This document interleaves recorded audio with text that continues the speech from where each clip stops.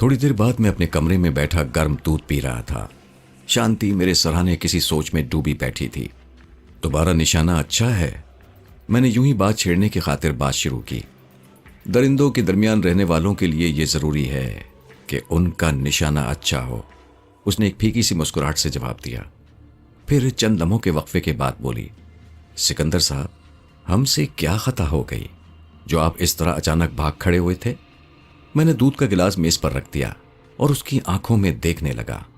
ये तो ख्याल ही दिल से निकाल दो महाराज, तुम मेरा निशाना देख ही चुके हो। मगर तुमने अभी तक मेरा निशाना नहीं देखा है, मैंने संजीदगी से जवाब दिया। देख लिया है, उसने मेरे कंधे पर सर रखते हुए बड़े प्यार से कहा। अगर इतने अच्छे निशानाबाज ना होते तो जख्मी होकर यहां ना आए होते। शांति के इस फिक्रे ने मेरे तन बदन में आग भड़का दी। इतनी शदीद कमजोरी के बावजूद मेरा हथेली का एक हल्का सा वार उस खूबसूरत गर्दन को एक सेकंड में तोड़ सकता था, लेकिन मेरा हाथ उठते उठते रह गया। स्वरूप की रिश्ते से वो मेरी भाभी थी और इस लिहाज से उसे मेरे बारे में सब कुछ कहने का इख्तियार हासिल था। सिकंदर, मैं तुम्हें इतना कमजोर नहीं समझती थी कि तुम मेरी वजह से यहां से भाग रहे थे। मुझे सच सच बताओ, क्या पुष्पा बहुत याद आ रही है? उसने मुस्कुराते हुए फिर मुझ पर तंज किया। देखो शांति, मैंने उसे समझाते हुए कहा, मुझे सिर्फ स्वरूप की फिक्र है। मेरी वजह से न जाने वो कहां किस आग में कूद पड़ा होगा। फर्ज करो कि वो तुम्हारी वजह से किसी बड़ी मुसीबत में गिरफ्तार हो भी गया है, तो तुम उसकी क्या मदद कर सकते हो? अब वो मेरे पास से हटकर बेचैनी से कमरे में टहल रही थी। आज 2 दिन से उसकी कोई खबर नहीं आई। तुम बहुत अरसे बाद उससे मिले हो। इस दौरान उसने अपने हजारों दुश्मन पैदा कर लिए हैं। वो जब तुम्हें यहां छोड़कर कासिम दादा की तलाश में। कासिम दादा? मैंने हैरत से पूछा। क्या मुझे कासिम दादा जंगल में फेंक कर गया था? हाँ, स्वरूप ने चलते चलते मुझे सिर्फ इतना ही बताया था कि पुलिस ने तुम्हारी लाश ठिकाने लगाने के लिए कासिम दादा से कोई मुआहदा किया है। बल्कि शहर में यह खबर मशहूर हो चुकी है कि कासिम दादा के गुरोह से तुम्हारा तसादुम हो गया और तुम उस गुरोह से लड़ते हुए हलाक हो गए। अखबारों में तुम्हारी तस्वीरें भी छपी थीं। स्वरूप करीब के एक गांव में डाका डालने के बाद जंगल से गुजर रहा था कि तुम उस इंतहाई जख्मी हालत में मिल गए। उसने पहले तुम्हें हिफाजत से घर पहुंचाया, तुम्हारी देखभाल के लिए शहर से एक डॉक्टर को पकड़ लाया। मैंने शुरू में तुम्हें गलत बताया था। हकीकत यह है कि वो डॉक्टर बराबर के कमरे में बंद है। मैं राइफल की जद पर सुबह शाम तुम्हारा इलाज कराने के लिए उसे कमरे से बाहर निकालती हूँ, फिर वहीं बंद करके आ जाती हूँ। वैसे उसे खाने पीने की तमाम सहूलतें मौजूद हैं, लेकिन जिस दिन तुम ठीक हो गए उस दिन उसे गोली मार दी जाएगी ताकि वो शहर जाकर तुम्हारे और स्वरूप के ताल्लुकात के बारे में कोई गवाही ना दे सके। लेकिन सिकंदर, मुझे कासिम दादा की तरफ से कोई परेशानी नहीं है। स्वरूप उसे जमीन की 7 तहों में से भी ढूंढ निकालेगा। लेकिन कासिम दादा के ग्रोह में मेरा साबिक शौहर ठाकुर अमरराज भी है। स्वरूप ने साल भर पहले मुझे छीन लिया था और उस दिन से अमरराज ने कसम खाई थी कि जब तक वो स्वरूप को जिंदा चिता में नहीं झोंक देगा उस दिन तक बिस्तर पर नहीं सोएगा। और इस दफा शांति ने मेरी तरफ पलट कर देखा तो उसके सुनहरे रुखसारों पर आंसू बह रहे थे। वो कह रही थी, तुम अमरराज को नहीं जानते। वो मुझे एक सरहदी गांव में तारापुर से अगवा करके लाया था। मैं 1 हफ्ते उसके साथ रही। वो बहुत ही अजियत पसंद आदमी है। स्वरूप अमरराज के हाथ लग गया तो वो स्वरूप से बदला लेगा, इसके तसव्वुर ही से मैं लरस उठती हूं। क्या तुम मुझे अमरराज का पता बता सकती हो? वो दिन में चौबरजी की एक दुकान राज मेडिसिन स्टोर में काम करता है और रात को कासिम के साथ रहता है। अगर तुम में जरा भी जाना गई हो तो मैं तुमसे दरख्वास्त करती हूँ कि राज मेडिसिन स्टोर के तवस्सुत से अमरराज और कासिम दादा के पूरे गुरोह का सुराग मिल सकता है। लेकिन मैं तुम्हें इस घर से बाहर निकलने की इजाज़त भी नहीं दे सकती और ना खुद शहर जा सकती हूँ। स्वरूप ने सख्ती से ताकीद की है कि मैं तुम्हें तन्हा ना छोड़ूं। शायद अब उससे आंसू जब्त नहीं हो रहे थे। वो एक सोफे पर जाकर बैठ गई और दुपट्टे से चेहरा छुपाकर आहिस्ता आहिस्ता सिसकियां लेने लगी। मुझे यूं महसूस हुआ जैसे कोई छोटी सी बच्ची अपना खिलौना दोबारा हासिल करने के लिए बिलक बिलक कर रो रही हो। लेकिन अब इस घर में मजीद क़याम करना मेरी इज्जत के लिए एक चैलेंज बन गया था। मैंने उठकर खूंटी से अपना कोट उतार कर पहना और जूते पहनकर खड़ा होने ही वाला था कि अचानक मेरा हाथ कोट की जेब में गया और वहां मजलूब बाबा की दी हुई रोटी का टुकड़ा अभी तक पड़ा हुआ था। मैंने अब हैरान होना छोड़ दिया था। मुझे अब पूरा यकीन हो गया था कि तमाम इंसानों की तकदीरें उस कादिर मुतलक के हाथ में हैं जो वक्त आने पर अपने बंदों से जो चाहे काम ले सकता है। मेरी कहानी में आपको जगह जगह ऐसे झोल नजर आएंगे جو بظاہر فطرت سے ہم آہنگ نظر نہیں آتے، لیکن اگر خود آپ زندگی پر ایک نظر ڈالیں تو آپ کو اتفاقات کی بہت سی ایسی خندقیں نظر آئیں گی جو عام حالات میں آپ پار نہیں کر سکتے تھے، لیکن اچانک کچھ ایسا ہو گیا کہ وہ مشکل حل ہو گئی اور آپ اسے اتفاق کہہ کر زندگی کے اگلے موڑ پر مڑ گئے ہوں گے۔ حالانکہ اتفاق نام کی یہاں کوئی شے نہیں ہے۔ میں نے مجذوب بابا کی روٹی کا ایک ٹکڑا جیسے ہی اپنے منہ میں رکھا، مجھے یوں محسوس ہوا جیسے اس سے زیادہ لطیف غذا انسانی تصور میں آ ہی نہیں سکتی، اور اسی لمحے میرے بدن میں بجلیاں کوندنے لگیں۔ اب میں نہ کمزور تھا اور نہ یہ محسوس ہوتا تھا کہ کبھی بیمار بھی پڑا ہوں۔ شانتی نے تھوڑی دیر بعد سر اٹھا کر دیکھا تو میں باہر جانے کے لیے بالکل تیار کھڑا تھا۔ اس نے بجلی کی صورت سے کونے میں رکھی ہوئی اپنی رائفل میرے سینے کی طرف کر دی اور سرگوشی کے لہجے میں کہنے لگی، بیٹھ جاؤ سکندر، تم میرا نشانہ اس سے پہلے بھی دیکھ چکے ہو۔ میں آہستہ آہستہ اس کی طرف بڑھتا چلا گیا۔ وہ چیخی، سکندر اب ایک قدم بھی آگے تم نے بڑھایا تو مجھے مجبوراً تمہاری دونوں ٹانگوں کی ہڈیاں توڑ دینا پڑیں گی، اور نتیجے کے طور پر تم 2 مہینے کے لیے بستر پر پڑ جاؤ گے۔ دیکھو سکندر، میں نے سروپ سے وعدہ کیا ہے۔ وہ اپنی پوری طاقت سے چیخی، لیکن اس سے پہلے کہ اس کا جملہ پورا ہوتا میں نے تیزی سے اس پر حملہ کیا۔ اب رائفل میرے ہاتھ میں تھی اور وہ فرش پر پڑی ہوئی میری جانب دیکھ رہی تھی۔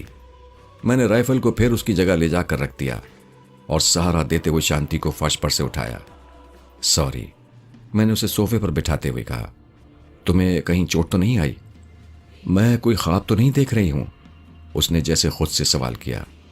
نہیں، میں نے مسکراتے ہوئے جواب دیا، خواب تم اس وقت دیکھ رہی تھیں جب تم نے میرے بارے میں غلط اندازہ لگایا تھا، لیکن تم تو بہت کمزور تھے۔ اس کی آنکھوں کی حیرانی ابھی تک نہیں گئی تھی۔ اف خدایا، تو اب تمہارے زخموں کے نشان بھی نظر نہیں آ رہے۔ یہ ایک مجذوب کی کرامت ہے شانتی، میں نے اس کے قریب بیٹھ کر دھیمے لہجے میں کہا۔ تمہیں اس حقیقت کا بھی ادراک نہیں ہے کہ ہماری اس جانی پہچانی دنیا سے لگی کئی اور اندیکھی دنیاؤں کی سرحدیں آباد ہیں۔ ایسی ہی ایک سرحد پر وہ بزرگ مجذوب کھڑا ہے جس نے مجھے یہ روٹی اس وقت دی تھی جب میں بہت بھوکا تھا اور بے آسرا تھا۔ اتفاق سے یہ روٹی کا ٹکڑا جیل میں بھی میرے کام آیا، جہاں سے میں فرار ہونے میں کامیاب ہو گیا تھا، اور شاید میرے خدا کی مرضی یہی تھی۔ مجھے اس روٹی کے ٹکڑے کا خیال نہیں آیا تھا جب مجھے وہ ٹھوکروں اور گھونسوں سے مار کر ہلاک کر دینے کے در پہ تھے، لیکن اس محترم مجذوب کی عطا مجھے اس وقت یاد آئی جب سروپ کو تمہارے سابقہ شوہر امر راج کے چنگل سے چھڑانے کے لیے میں تہیہ کر چکا تھا کہ کمزوری کے باعث زیادہ سے زیادہ میری جان ہی تو جائے گی، لیکن لوگ یہ تانا تو نہ دیں گے کہ دوست موت اور زندگی کے دوراہے پر کھڑا تھا اور میں بستر پر لیٹا اس کی بیوی کے حسن کے قصیدے پڑھ رہا تھا۔ سکندر، اس نے شرماتے ہوئے اپنا گلابی ہاتھ میرے منہ پر رکھ دیا، میرے بارے میں تم کوئی غلط خیال قائم کر کے یہاں سے نہ جانا۔ سروپ نے جاتے وقت مجھ سے کہا تھا کہ جو مریض دوا سے اچھے نہیں ہوتے وہ کسی حسین لڑکی کی ذرا سی کوشش سے زندہ رہنے کی تمنا کرنے لگتے ہیں۔ میں نے اپنی جیسی ایک کوشش کی تھی کہ تم مجھ میں دلچسپی لینے لگو، لیکن یہ مجھے یقین تھا کہ اگر تم کسی وقت ذرا بھی حد سے آگے بڑھے کہ میں تمہیں ایسا ہولناک سبق سکھاؤں گی کہ آئندہ زندگی بھر تم کسی عورت کا نام لینے کے قابل نہیں رہو گے۔ اچھا، میں بے اختیار ہنس پڑا۔ پھر یہ سبق تم نے امر راج کو اس وقت کیوں نہیں پڑھایا جب وہ تمہارے اس خوبصورت نازک جسم پر اپنی اذیت پسندی کی مہریں ضبط کر رہا تھا؟ اس وقت میں ایک سیدھی سادھی عام سی لڑکی تھی، اس نے کسیلے لہجے میں جواب دیا، لیکن یہاں سروپ کے پاس ہر قسم کے لوگ آتے ہیں اور ان لوگوں سے نمٹنے کے لیے سروپ نے مجھے جوڈو کراٹے کے فن میں یکتا کر دیا ہے۔ لیکن جب میں نے تم سے رائفل چھینی اس وقت تمہارا فن کہاں چلا گیا تھا؟ میرے پاس ہی تھا۔ اور یہ کہتے ہوئے اس نے پوری برق رفتاری سے میرے ہاتھ پر ہاتھ مارنا چاہا، اور اگر میں پہلے سے اس حملے کے لیے تیار نہ ہوتا تو شاید وہ مجھے کئی گھنٹے کے لیے بے ہوش کر دینے میں کامیاب ہو گئی تھی۔ لیکن میں جب اس کے فن کا مذاق اڑا رہا تھا اس وقت میں نے اندازہ کر لیا تھا کہ وہ کس سمت سے اور کس قسم کا حملہ مجھ پر کرے گی، لہٰذا جب اس کا ہاتھ میری گردن پر پڑنے کے بجائے صوفے پر پڑا، میرا ہاتھ اس کے گریبان پر اس طرح پڑا تو اگلے ہی لمحے وہ بے بس ہو گئی تھی۔ میں نے سرگوشی میں کہا، سروپ سے کہنا شانتی کہ کچھ لوگ اس فن کو تم سے زیادہ جانتے ہیں۔ اور یہ کہتے ہوئے میں تیزی سے کاٹیج سے باہر نکل آیا۔ آگے جنگل گھنا ہوتا چلا گیا تھا اور مجھے اپنی سمت کا کوئی اندازہ نہیں تھا۔ اس وقت میں نے عجلت میں سروپ کا ایک ریوالور اور کچھ گولیاں اپنے ساتھ رکھ لی تھیں۔ ریوالور اپنے بچاؤ میں تو کام آ سکتے ہیں مگر رہنمائی نہیں کر سکتے۔ مجھے شانتی کی خودی توڑ کر افسوس ہوا تھا اور میں اس سے اتنا شرمندہ تھا کہ چلتے وقت اس سے شہر کا راستہ پوچھنا مجھے اچھا نہیں لگا۔ اور اب جب کہ اس گھنے جنگل میں کسی جانب کوئی پگڈنڈی بھی نظر نہیں آ رہی تھی، مجھے یہ فیصلہ کرنے میں دیر نہیں لگی کہ جہاں میں اس وقت چل رہا ہوں وہ عام مسافروں کی گزرگاہ نہیں ہے۔ میرے لیے شام ہونے سے پہلے چوبرجی پہنچنا ضروری تھا، کیونکہ راج میڈیسن اسٹور بند ہونے سے پہلے مجھے امر راج سے اپنے پہلے کے بہت سے قرضے چکانا تھے۔ وہ ایک پنجاب کا نامی گرامی ڈاکو تھا۔ اس کے گروہ میں تقریباً 70-80 آدمی شامل تھے۔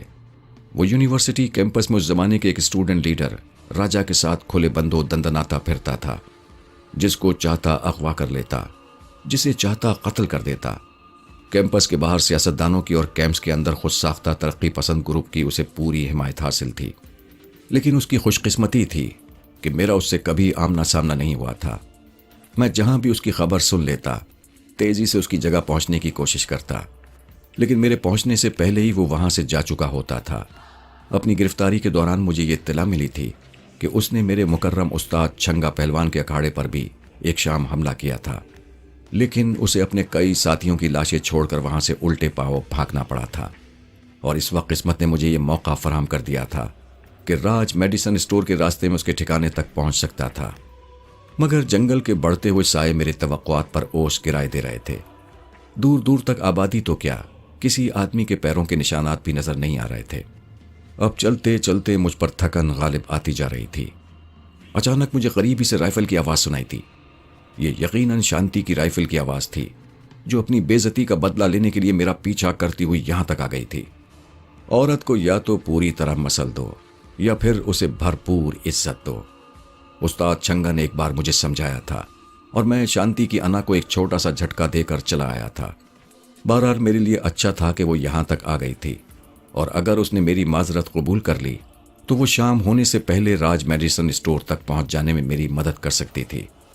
ابھی میں شانتی کے بارے میں سوچ ہی رہا تھا کہ دوسری گولی میرے سر کے قریب سے گزر گئی، اور تب مجھے احساس ہوا کہ شانتی مجھ سے کتنی ہی نفرت کیوں نہ کرتی ہو، وہ مجھے ہلاک نہیں کر سکتی۔ شاید وہ دشمن کوئی اور بھی تھا۔ اگر اس نے تنگ تاریک جنگل میں دیکھ لیا ہوتا تو وہ جو آہٹ پر اتنا صحیح نشانہ لگا سکتا ہے، دیکھنے کے بعد اس کا کوئی وار خالی جانے کا امکان ہی نہیں تھا۔ میں نے جلدی سے مخالف سمت میں ایک بڑے درخت کے تنے کے پیچھے پناہ لے لی، سانس روکے دشمن کی پیش قدمی کا انتظار کرنے لگا، لیکن کافی دیر ہو گئی، اس جانب سے کوئی گولی نہیں آئی۔ اور پھر اچانک میرے سیدھے ہاتھ کی جھاڑیوں میں مجھے ایک ساتھ گولی چلنے اور پھر ایک آدمی کی نزع کے کرب میں ڈوبی ہوئی چیخ سنائی تھی۔ اسی لمحے کہیں قریب سے شانتی کی تیز آواز سنائی تھی، سکندر تم خیریت سے تو ہو نا؟ ابھی تک تو میں خیریت سے ہوں، میں آواز کی سمت منہ کر کے چلایا۔ لیکن تم یہاں کیسے پہنچ گئیں؟ اور یہ شخص کون تھا جو مجھ پر گولیاں چلا رہا تھا؟ اور پھر میں نے دیکھا کہ شکاری کپڑوں میں ملبوس شانتی اپنی رائفل ہاتھ میں لیے میری طرف بڑھ رہی تھی۔ میں بھی جلدی سے اپنی پناہ گاہ سے باہر آ گیا۔ شانتی مجھے دیکھ کر اتنا خوش ہوئی تھی کہ بے اختیار مجھ سے آ کر لپٹ گئی، لیکن دوسرے ہی لمحے اس نے روٹ جانے والے انداز میں اپنے دونوں ہاتھوں سے مجھے پیچھے دھکیل دیا۔ جائیے، ہم آپ سے نہیں بولتے، اس نے مصنوعی غصے سے کہا۔ چلو اب تو واقف ہو گئیں، لیکن یہ بتاؤ یہ بدنصیب کون تھا جو تمہارے ہاتھوں مر گیا؟ میں نے تمہیں اس لیے نہیں بتایا تھا سکندر کہ تم بیمار تھے، اس نے گھاس پر سکون سے بیٹھتے ہوئے کہا۔ یہ آدمی کئی دن سے ہمارے کاٹیج کی نگرانی کر رہا تھا، لیکن سروپ کی موجودگی میں اسے پیش قدمی کرنے کی ہمت نہیں پڑ رہی تھی۔ میرا خیال ہے اسے امر راج نے جنگل میں ہمارا کھوج لگانے کے لیے بھیجا ہوگا۔ یہ جٹ لوگ بھی عجیب قسم کا دماغ لے کر پیدا ہوتے ہیں۔ شاید اسے صرف اتنی ہدایت ملی ہوگی کہ اگر ہم دونوں کا کوئی کھوج مل جائے تو وہ فوراً راج کو جا کر اطلاع دے دے۔ لیکن سروپ کے رخصت ہونے کے بعد اس نے سوچا کیوں نہ راج کو جا کر یہ خوشخبری سنائے کہ کم از کم شانتی کو ہلاک کرنے میں وہ کامیاب ہو گیا ہے۔ پھر اس نے جب کاٹیج کے اندر چہل پہل دیکھی تو سمجھا کہ سروپ واپس آ گیا ہے، اور اب وہ کسی ایسے موقع کی طاق میں تھا کہ بیک وقت مجھے اور سروپ کو اپنے قبضے میں کر سکے۔ آج جب تم کاٹیج سے باہر نکل رہے تھے تو سروپ کے دھوکے میں وہ تمہارے پیچھے لگ گیا۔ میں دریچے سے دیکھ رہی تھی، وہ فاصلہ رکھ کر تمہارا پیچھا کر رہا تھا، اور جنگل میں کافی اندر جا کر تم پر گولی چلا سکتا ہے، کیونکہ یہاں درختوں کے اوپر دور دور تک سروپ کے آدمی رات دن پہرے داری کرتے رہتے ہیں۔ تمہارا پیچھا کرنے والے کو اس بات کا پتہ نہیں تھا، چنانچہ میں نے جلدی جلدی لباس تبدیل کیا اور اس کے پیچھے روانہ ہو گئی۔ بیچارہ ایک ہی گولی میں تڑپ کر ختم ہو گیا۔ اچھا اب جلدی سے اٹھ بیٹھو، مجذوب مہاراج کی عطا کردہ روٹی اپنی جگہ، لیکن میں بھی روٹی اچھی پکا لیتی ہوں۔ وہ اس طرح مجھ سے باتیں کر رہی تھی جیسے اب سے کچھ دیر پہلے میرے اس کے درمیان کوئی تلخی پیدا ہی نہیں ہوئی تھی۔ میں نے اس سے درخواست کی کہ اس کی میزبانی مجھ پر قرض رہی، لیکن سروپ کو اس وقت میری مدد کی ضرورت ہے۔ وہ مجھے صرف راج میڈیسن اسٹور پہنچنے کا مختصر ترین راستہ بتا دے۔ میں نے وعدہ کیا کہ ہو سکتا ہے کہ آج ہی رات میں سروپ کے ساتھ، لیکن آگے میری زبان نے میرے لفظوں کا ساتھ نہیں دیا۔ تم کچھ کہتے کہتے رک گئے؟ اس کے لہجے سے معلوم ہو رہا تھا کہ اس نے شاید میری بات سمجھ لی ہے۔ حقائق میرے تمہارے کہنے پر رک نہیں جایا کرتے شانتی، البتہ میں تم سے وعدہ ضرور کرتا ہوں کہ اگر سروپ کو میری مدد کی ضرورت باقی نہ رہی ہوگی تو میں امر راج اور قاسم دادا کو زندہ تمہارے حوالے کر دوں گا تاکہ انہیں خود اپنے ہاتھ سے تم سزا دے سکو۔ میرا خیال تھا کہ میرے شفاق تجزیے پر وہ پھوٹ پھوٹ کر رو پڑے گی، لیکن اس نے ایک عجیب سے لہجے میں جواب دیا، صورتحال جو بھی ہو، لیکن تم بہرحال واپس آ رہے ہو۔ ہاں، میں تم سے کوئی بات چھپاؤں گا نہیں، میں نے کہا۔ ٹھیک ہے، میں جیپ لے کر ابھی آتی ہوں۔ اور جس تیزی سے وہ آئی تھی اسی تیزی سے جنگل میں غائب ہو گئی۔ سچ تو یہ ہے کہ شاندی کا کردار اب تک میری سمجھ میں نہیں آ رہا تھا۔ بظاہر سروپ کو وہ اپنا مجازی خدا سمجھتی تھی، لیکن اس امکان پر کہ شاید سروپ اب تک ہلاک ہو چکا ہو، اس نے میری توقع کے مطابق مشرقی عورت کا رد عمل ظاہر نہیں کیا تھا۔ ان حالات میں بری سے بری خبر سننے کے لیے اس نے خود کو بہت پہلے سے تیار کر لیا ہو، لیکن ساتھ ہی وہ میری ذات میں بھی غیر معمولی دلچسپی لے رہی تھی۔ حالانکہ یہ بات اسے اچھی طرح معلوم تھی کہ سروپ کی ہر چیز میرے لیے محترم اور مقدس تھی۔ یہ ٹھیک ہے کہ وہ اتنی خوبصورت تھی کہ کسی مصور کا تخیل معلوم ہوتی تھی، لیکن مذاق میں اگر میرے کسی جملے سے اس نے غلط معنی لے لیے تھے تب بھی میری جانب سے اسے کسی غلط فہمی کا شکار نہیں ہونا چاہیے تھا۔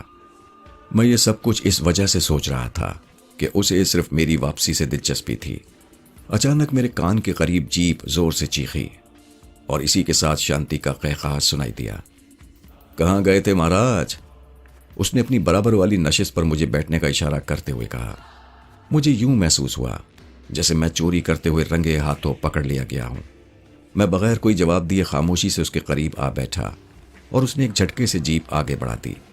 راستہ اتنا ناہموار اور تنگ تھا کہ ہر جھٹکے پر اس کا جسم مجھ سے ٹکرا جاتا تھا۔ میں نے دانستہ ذرا دور بیٹھنے کی کوشش کی۔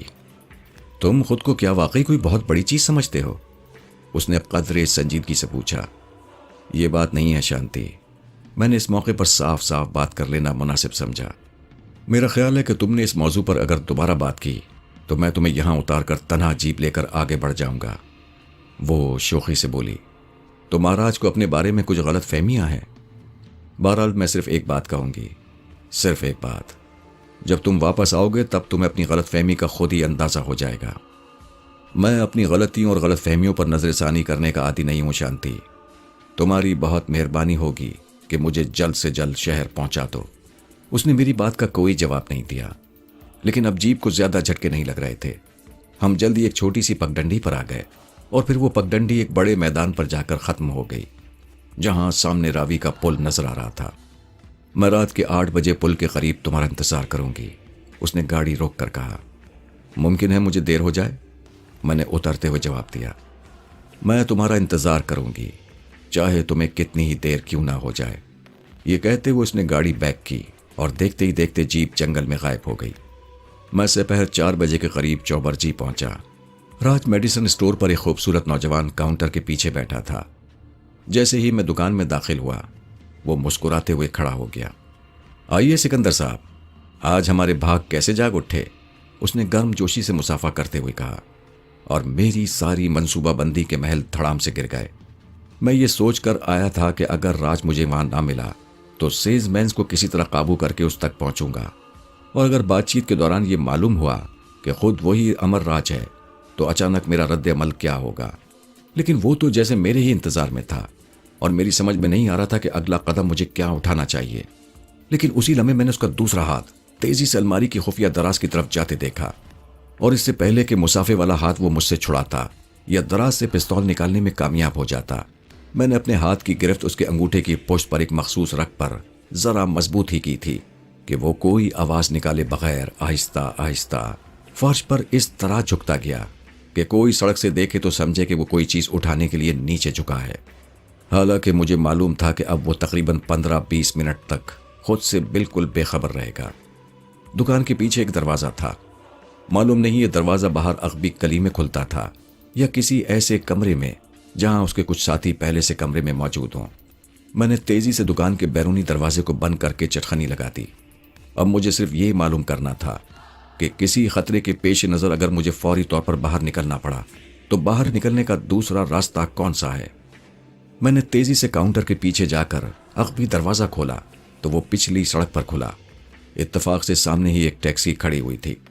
मैं तेज़ी से टैक्सी ड्राइवर की तरफ दौड़ा, जैसे बरसों बाद उससे मिला हूँ। अस्सलामु अलैकुम चौधरी साहब, कैसे मिजाज हैं? और ये कहते हुए मैंने हैरान और परेशान चौधरी साहब से मुसाफे के लिए हाथ बढ़ा दिए। जाहिर है उनका अंजाम भी अमर राज से मुख्तलिफ नहीं हुआ। मैंने इंतहाई सूरत से काम लेते हुए उन्हें पिछली सीट पर लिटा दिया और टैक्सी को तेज़ी से काट कर उसे अगबी दरवाजे के साथ लाकर खड़ा किया। तेज़ी से अंदर पहुंचा और राज या जो कोई भी था उसे कंधे पर लाद कर बराबर की अगली सीट पर लिटा दिया और खुद स्टीयरिंग सीट संभाल ली। राज का सर मेरे शाने पर इस तरह लटक आया जैसे वो थक कर मेरे सीने से टिक गया हो। चौबरजी लाहौर का मसरूफ तरीन इलाका है। उस जमाने में फिल्म स्टूडियो जाने वाले तमाम रास्ते चौबरजी से गुजरते थे और यहाँ बाज़ औक़ात ट्रैफिक जाम हो जाया करती थी। मैं जल्द से जल्द यहाँ से निकल कर उस्ताद छंगा के अखाड़े पर पहुँच जाना चाहता था। चुनाचे चौबरजी के इलाके से निकलते ही मैंने 90 मील फी घंटा की रफ्तार से गाड़ी को भगाना शुरू कर दिया। लेकिन अचानक मुझे महसूस हुआ कि पीछे पुलिस की 2 गाड़ियां पूरी रफ्तार से मेरा पीछा कर रही हैं और मैं अभी रास्ता तब्दील करने के बारे में ही सोच रहा था कि चंद 100 गज के फासले पर मुझे पुलिस से भरा हुआ एक ट्रक सड़क के बीचों बीच खड़ा नजर आया। अब मैं हर तरफ से घिर चुका था। मैं पुलिस का एक मफरूर मुलजिम था और इस वक्त 2 बेहोश अफराद मेरी गाड़ी में मौजूद थे। अचानक पुलिस ने पीछे से फायर किया और टैक्सी के टायर में गोली घुसती चली गई। अगर मैं इंतहाई होशियारी से गाड़ी के ब्रेक न लगाता तो इतनी तेज रफ्तारी पर गाड़ी का उलट जाना यकीनी था। मैंने जैसे ही गाड़ी को ब्रेक लगाकर रोका, पुलिस की दोनों गाड़ियों ने मुझे मुहासरे में ले लिया। नीचे उतर आओ, एक पुलिस ओहदेदार की गंभीर आवाज सुनाई दी।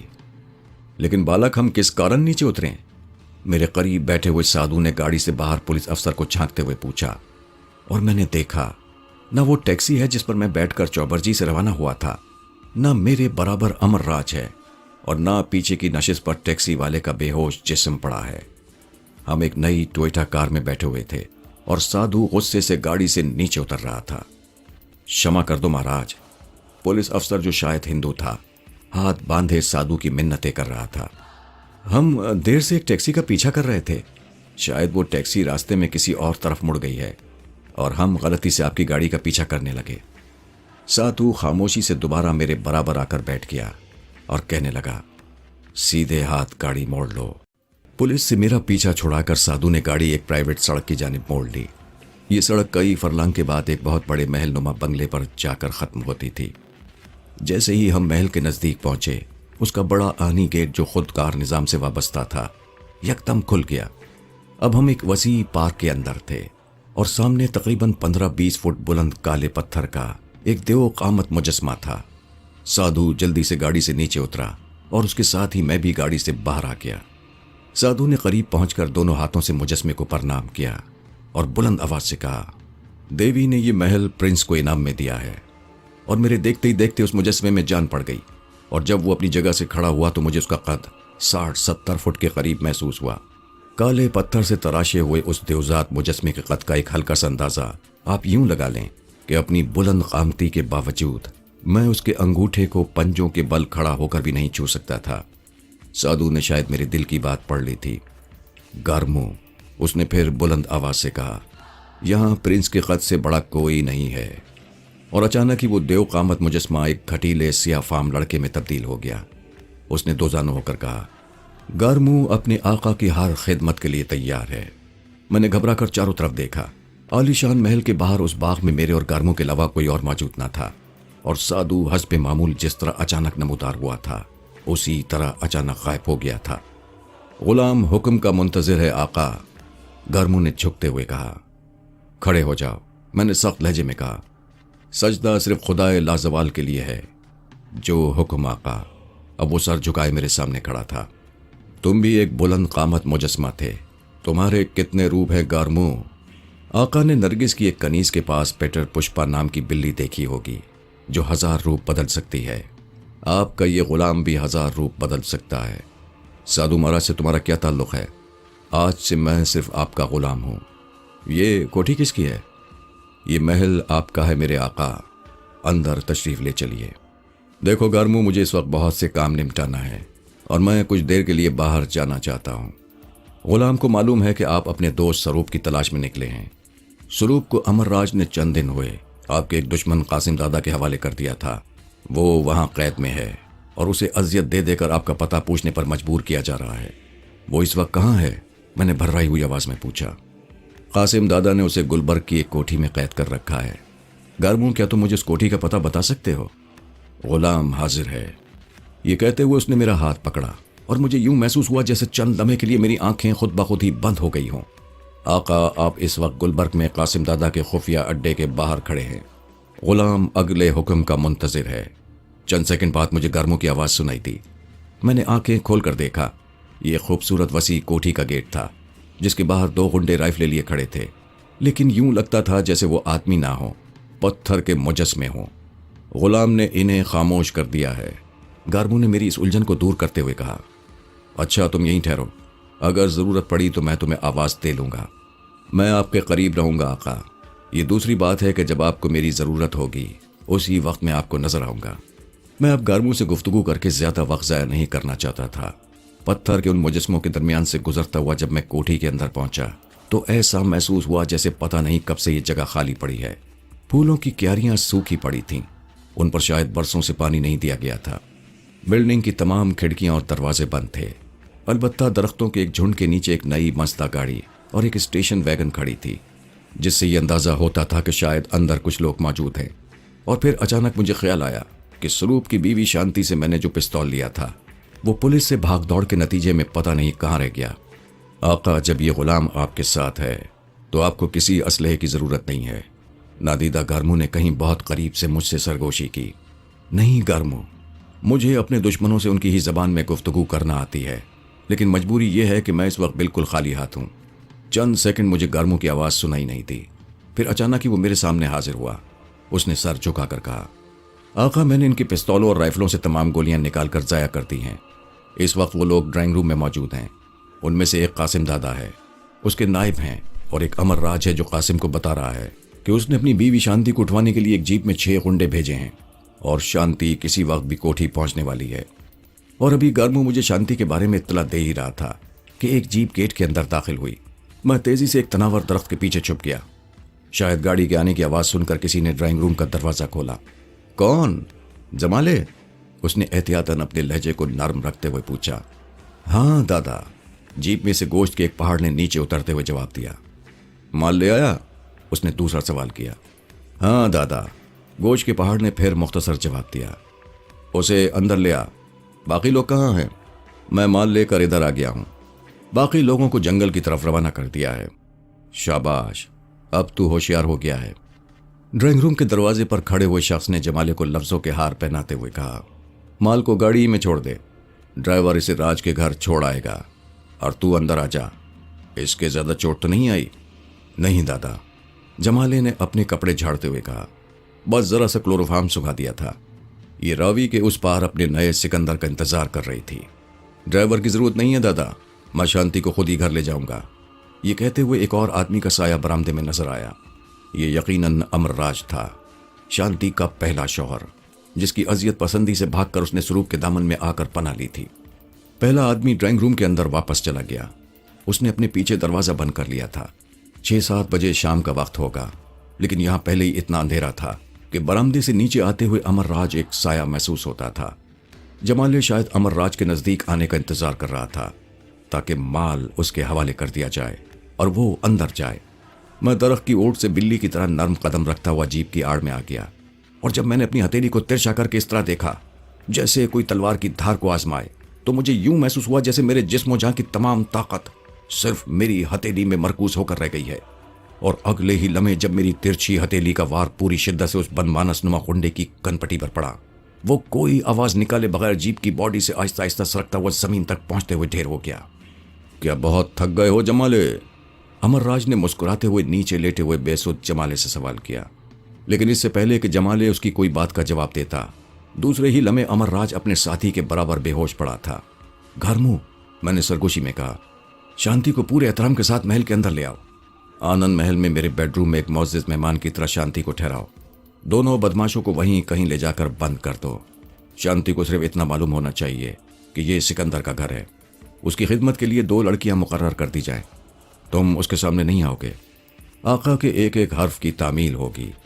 تم یہاں سے جیپ ہی میں بیٹھ کر جاؤ گے تاکہ اندر والوں کو یہ احساس ہو کہ امر راج اپنا مال یہاں سے لے کر چلا گیا ہے۔ مناسب آقا، اب تم جا سکتے ہو۔ مجھے اندر قاسم دادا اور اس کے غنڈوں سے کچھ باتیں کرنی ہیں۔ صرف قاسم دادا سے آقا؟ وہ آہستہ سے سر جھکا کر مسکرایا۔ یہاں بڑے بڑے عوامی وزیر اور پولیس والے اور حکمران پارٹی کے کارکن رہتے ہیں۔ اگر یہاں بہت سی لاشیں ایک ساتھ ملیں تو ہنگامہ ہو سکتا ہے۔ غلام کی خواہش ہے کہ آپ کچھ دن ان ہنگاموں سے الگ رہ کر اپنے محل میں پرسکون زندگی گزاریں۔ کیوں، باقی آدمی کہاں گئے؟ آپ کے لیے کام کا آدمی صرف قاسم دادا ہی ہے، باقی تو سب اس کے چمچے ہیں۔ میں نے انہیں وہاں سے ہٹا دیا ہے۔ کس طرح؟ ابھی دوسرے اڈے سے انہیں فون ملا تھا کہ پنجاب کے بڑے صاحب کو کسی لڑکی کو گھر سے اٹھوانا ہے۔ پچھلے دروازے پر ایک گاڑی انہیں لینے آئی تھی اور اب تک وہ گاڑی اگلے چوراہے پر ایک ٹرک سے ٹکرا کر اپنی سواریوں کے ساتھ اس طرح کچل گئی ہے کہ کوئی کسی کا چہرہ تک پہچان نہیں سکے گا۔ گرمو، تم بہت اچھے منتظم ہو، کاش تم میرے جیسے ہوتے۔ آپ پرنس ہیں آقا، میں صرف ایک غلام ہوں۔ غلام 1000 بہروپ بدل لے پھر بھی ایک غلام ہی رہے گا۔ ابے الو کے پٹھے! قاسم دادا کی ڈرائنگ روم سے آواز آئی۔ ابے گدھے، ابے جمالے، کیا وہاں اپنی ماں سے باتیں کرنے لگا ہے؟ میں بھاری قدموں سے چلتا ہوا دروازے کے قریب آ کر رک گیا۔ دوسری طرف سے چند لمحے خاموشی رہی۔ ابے تجھے کیا ہوا ہے؟ یہ کہتے ہوئے قاسم دادا نے دھڑام سے دروازہ کھول دیا۔ اندھیرے میں ہونے کے باوجود میری صورت دیکھتے ہی اسے ایک جھٹکا سا لگا، مگر اس سے پہلے کہ وہ اپنی اس ذہنی کیفیت سے باہر نکلتا، میں نے اسے اندر کی جانب اس زور سے دھکا دیا کہ وہ لڑکتا لڑکھڑاتا ہوا قالین پر جا گرا۔ میں نے گھوم کر جلدی سے دروازہ بند کر کے چٹخانی لگا دی، اور ابھی میں پلٹا ہی تاکہ قاسم دادا میرے سینے کی جانب پستول تانے کھڑا تھا، اور اس کے دائیں جانب صوفے پر نیم دراز ایک لڑکی اس طرح ہم دونوں کو دیکھ رہی تھی جیسے اس کے نزدیک کوئی مزید ڈرامہ اب شروع ہونے والا ہو۔ سکندر، میں تو سمجھا تھا کہ تو مر گیا ہے، وہ غرایا۔ نہیں دادا، ابھی کیسے؟ ابھی تو مجھ پر بہت سے خون قرض ہیں، اور تمہیں معلوم ہے کہ شریف آدمی قرضہ اتارے بغیر مکان نہیں چھوڑا کرتے۔ جمالے کہاں ہے؟ اس نے ٹریگر پر انگلی کا زور بڑھاتے ہوئے پوچھا۔ جمالے تو گیا دادا، اور یہ کہتے ہوئے میں نے اس کے سینے پر فلائنگ کک ماری۔ پستول اس کے ہاتھ سے چھوٹ کر ایک صوفے کے نیچے چلا گیا، اور وہ خود بھی لڑکھڑا کر اس صوفے پر گرا جہاں لڑکی نیم دراز تھی۔ لڑکی نے خوفزدہ چیخ ماری۔ میں نے لڑکی کو دھکا دے کر فرش پر گرا دیا۔ اس سے پہلے کہ دادا کوئی دوسرا قدم اٹھاتا، میں اب فرشتہ اجل کی طرح اس کے سرانے کھڑا ہوا تھا۔ اس کے چہرے پر میرے تابڑ توڑ مکے برس رہے تھے، یہاں تک کہ اس نے ہاتھ پیر چھوڑ دیے اور لمبے لمبے سانس بھرنے لگا۔ اس دوران نیچے پڑی ہوئی لڑکی کو ہوش آنے لگا تھا۔ مجھے اندازہ تھا کہ وہ کسی بھی وقت وہاں سے بھاگ کھڑی ہوگی۔ جہاں ہو وہیں کھڑی رہو لڑکی، میں نے انتہائی سخت لہجے میں اس سے کہا۔ اس نے مجھے گھر سے اٹھوا لیا تھا، اس نے خوف سے کانپتے ہوئے لہجے میں کہا، لیکن تم تو یہاں اس طرح بیٹھی تھی کہ جیسے یہ تمہارا اپنا گھر ہو۔ دادا کے یہاں فریاد کرنے کا مطلب ہوتا ہے کہ آدمی اپنی موت طلب کر رہا ہو، اس نے کرراتے ہوئے جواب دیا۔ میں اپنی ایک بہن کا حشر دیکھ چکی ہوں۔ اچھا ہے کہ آج تم اس کا حشر بھی اپنی آنکھوں سے دیکھ لو۔ یہ کہہ کر میں اس کی طرف پھر متوجہ ہو گیا۔ میں شاید پہلے بھی بتا چکا ہوں، اس وقت کسی سیاستدان یا وزیر کی مقبولیت کا اندازہ اس بات سے لگایا جاتا تھا کہ اس نے کتنے غنڈے پالے ہوئے ہیں۔ اس زمانے میں قاسم دادا شہر کے تمام غنڈوں کا بے تاج بادشاہ تھا۔ وہ صرف وزیروں اور سیاستدانوں کے لیے کام کرتا تھا۔ بظاہر صورت شکل اور اپنے لباس اور رہن سہن سے کوئی بڑا صنعت کار یا لیڈر معلوم ہوتا تھا۔ یوں بھی قومی معاملات میں اس کے بیانات اخبارات میں شائع ہوتے رہتے تھے۔ لاہور میں بچے بچے کو معلوم تھا کہ قاسم صاحب جو قوم کے غم میں دبلے ہوئے جا رہے ہیں، دراصل ایک ایسے سفاق قاتل کا نام ہے جس کی پستول کی زد میں پارلیمان کا ہر ممبر ہے، اور اس کے ایک اشارے پر یہی سفاق قاتل دن میں نہ جانے کتنے گھروں کا سہاگ اجاڑ دیتا ہے، کتنی عفت ماں بہنوں اور ماؤں کی عزت لوٹتا ہے۔ اور جب پولیس نے مجھ سے پیچھا چھڑانے کا فیصلہ کیا تو یہی قاسم دادا تھا جس کے سپرد یہ خدمت کی گئی تھی کہ وہ میری لاش کو اس طرح ٹھکانے لگا دے کہ کسی کو کانوں کان خبر نہ ہو۔ لیکن راستے میں سروپ اس سے ٹکرا گیا تھا اور اس کے بزدل ساتھی مجھے مردہ سمجھ کر جنگل میں پھینک کر چلے آئے۔ اگر عین وقت پر سروپ اور اس کے ساتھی وہاں نہ پہنچتے تو قاسم دادا نے میرے نام قبر بنانے میں اپنی جیسی کوئی کسر اٹھا نہیں رکھی تھی۔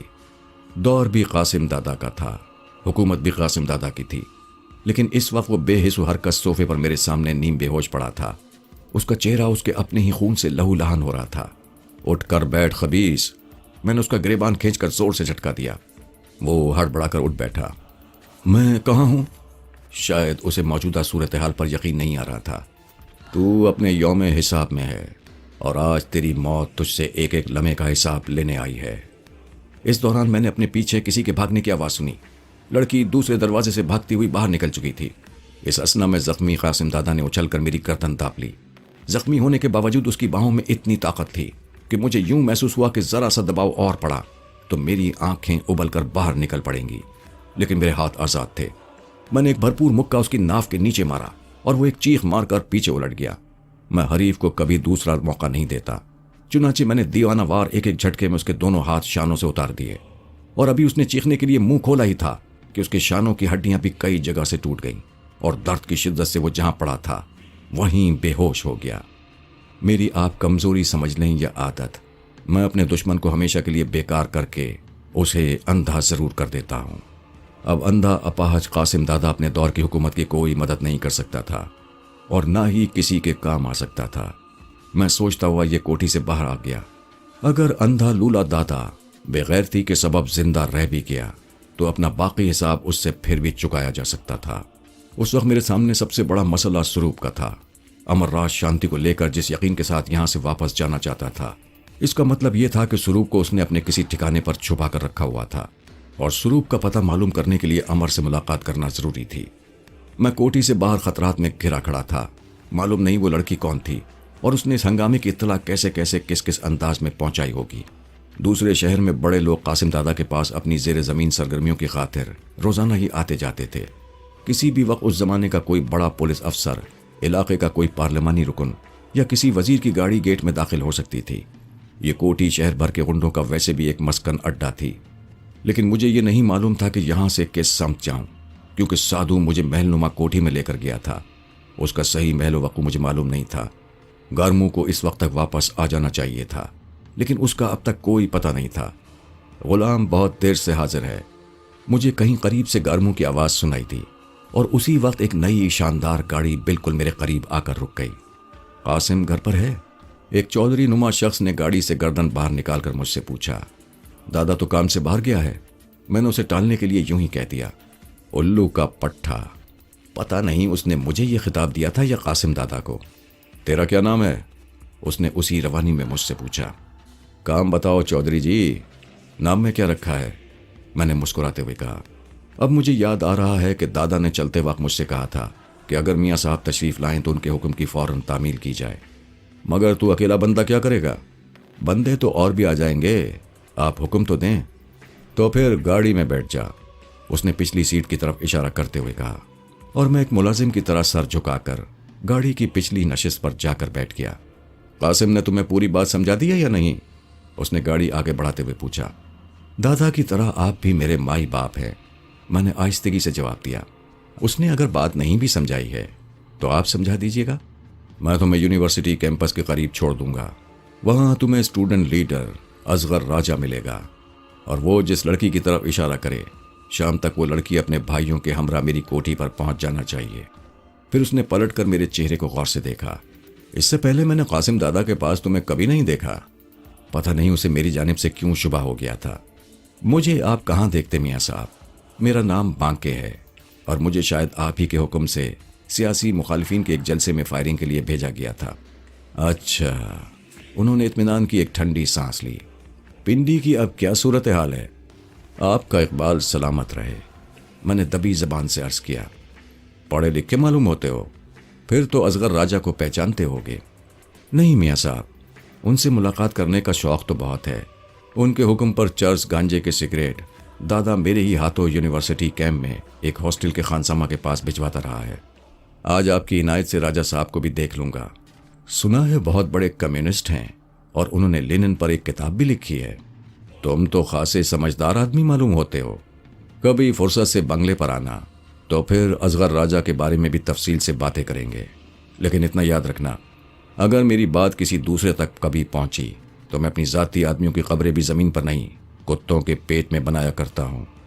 نہیں میاں جی، ایسا غضب نہ کرنا، میں پستول اور رائفل سے نہیں ڈرتا ہوں، سانپوں اور شیروں سے نہیں ڈرتا، لیکن کتوں سے مجھے بہت ڈر لگتا ہے۔ میں نے سہم کر اداکاری کی۔ میاں صاحب میری اس عاجزی پر ایسے خوش ہوئے کہ انہوں نے گاڑی وہیں روک دی اور ہنستے ہوئے بولے، کیا نام ہے تیرا؟ میرے علاقے میں مجھے لوگ بانکے دادا کہتے ہیں۔ اور بانکے تیرا علاقہ کون سا ہے؟ برا تو نہیں مانو گے میاں جی؟ برا ماننے کی بات ہوگی تو برا مان جاؤں گا۔ بس تو پھر آگے چلو، اپنا کام کرا لو اور بات ختم۔ میں کسی ایسے آدمی کو اعتماد میں نہیں لے سکتا جو ذرا سی بات پر برا مان جاتا ہو۔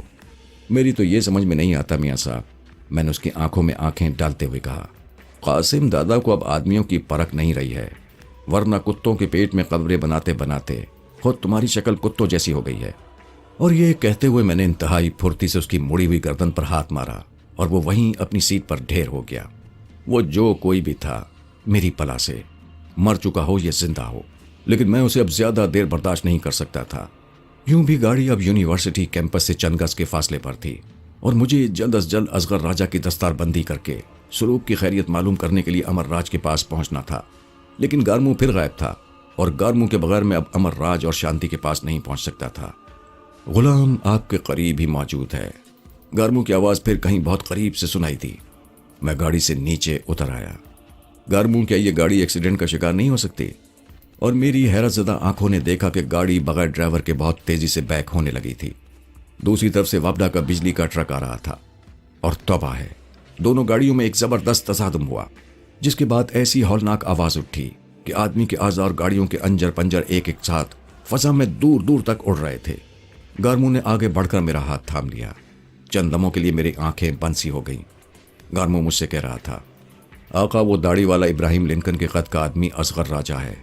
یہاں یونیورسٹی کیمپس میں نوجوان طالب علموں اور طالبات کو چرس کا عادی بنا کر ان کے ہاتھوں طالب علموں کا قتل عام کرانا اس کا پیشہ ہے۔ میں اصغر راجہ کو حیرت سے دیکھتا رہ گیا۔ وہ اسی کیمپس میں BA میں میرا کلاس فیلو تھا۔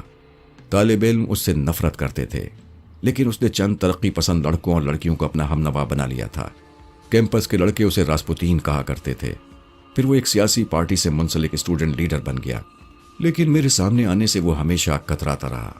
اس کے ساتھیوں نے ایک معصوم لڑکی کو اغوا کرنے کی کوشش بھی کی تھی، لیکن میری وجہ سے اس کی کوشش ناکام ہو گئی۔ لیکن لڑکیاں تو یہاں بہت تھیں، وہ جب چاہتا کوئی اور لڑکی اٹھوا سکتا تھا، لیکن اسے دکھ اس بات کا تھا کہ اس کے 2 بہترین ساتھی غائب ہو گئے تھے۔ پولیس اور حکومت کی شبانہ روز کوشش کے باوجود اب تک ان کا پتہ نہ چل سکا تھا۔ اصغر راجہ کو صرف اتنا علم تھا کہ اگر دھوکے سے بھی کبھی اس کی انگلی میری جانب گئی تو اس کا اپنا حشر بھی اپنے 2 ساتھیوں سے مختلف نہ ہوگا۔ لیکن اب جس زمانے کا میں ذکر کر رہا ہوں، اصغر راجہ امور طلبہ کا وزیر تو نہیں تھا، لیکن طلبہ کے معاملے میں وقت کی حکومت نے اسے وزیر کے برابر ہی درجہ دے رکھا تھا۔ اسے سرکاری گاڑی ملی ہوئی تھی۔ پولیس والوں کو حکم تھا کہ اصغر راجہ کے حکم کو سنیں اور تسلیم کریں۔ ان کی بھیانک تجویز تھی کہ ملک بھر میں محلے محلے یوتھ سینٹر قائم کیے جائیں۔ یہ تمام یوتھ سینٹر ایک مخصوص سیاسی پارٹی کا آزمودہ کار اور وفادار اراکین پر مشتمل ہوں۔ پھر ان سینٹروں کے اراکین ضلعی سطح پر یوتھ کونسل تشکیل دیں اور یہ یوتھ کونسلیں مرکز کی کارپوریشن سے منسلک ہوں۔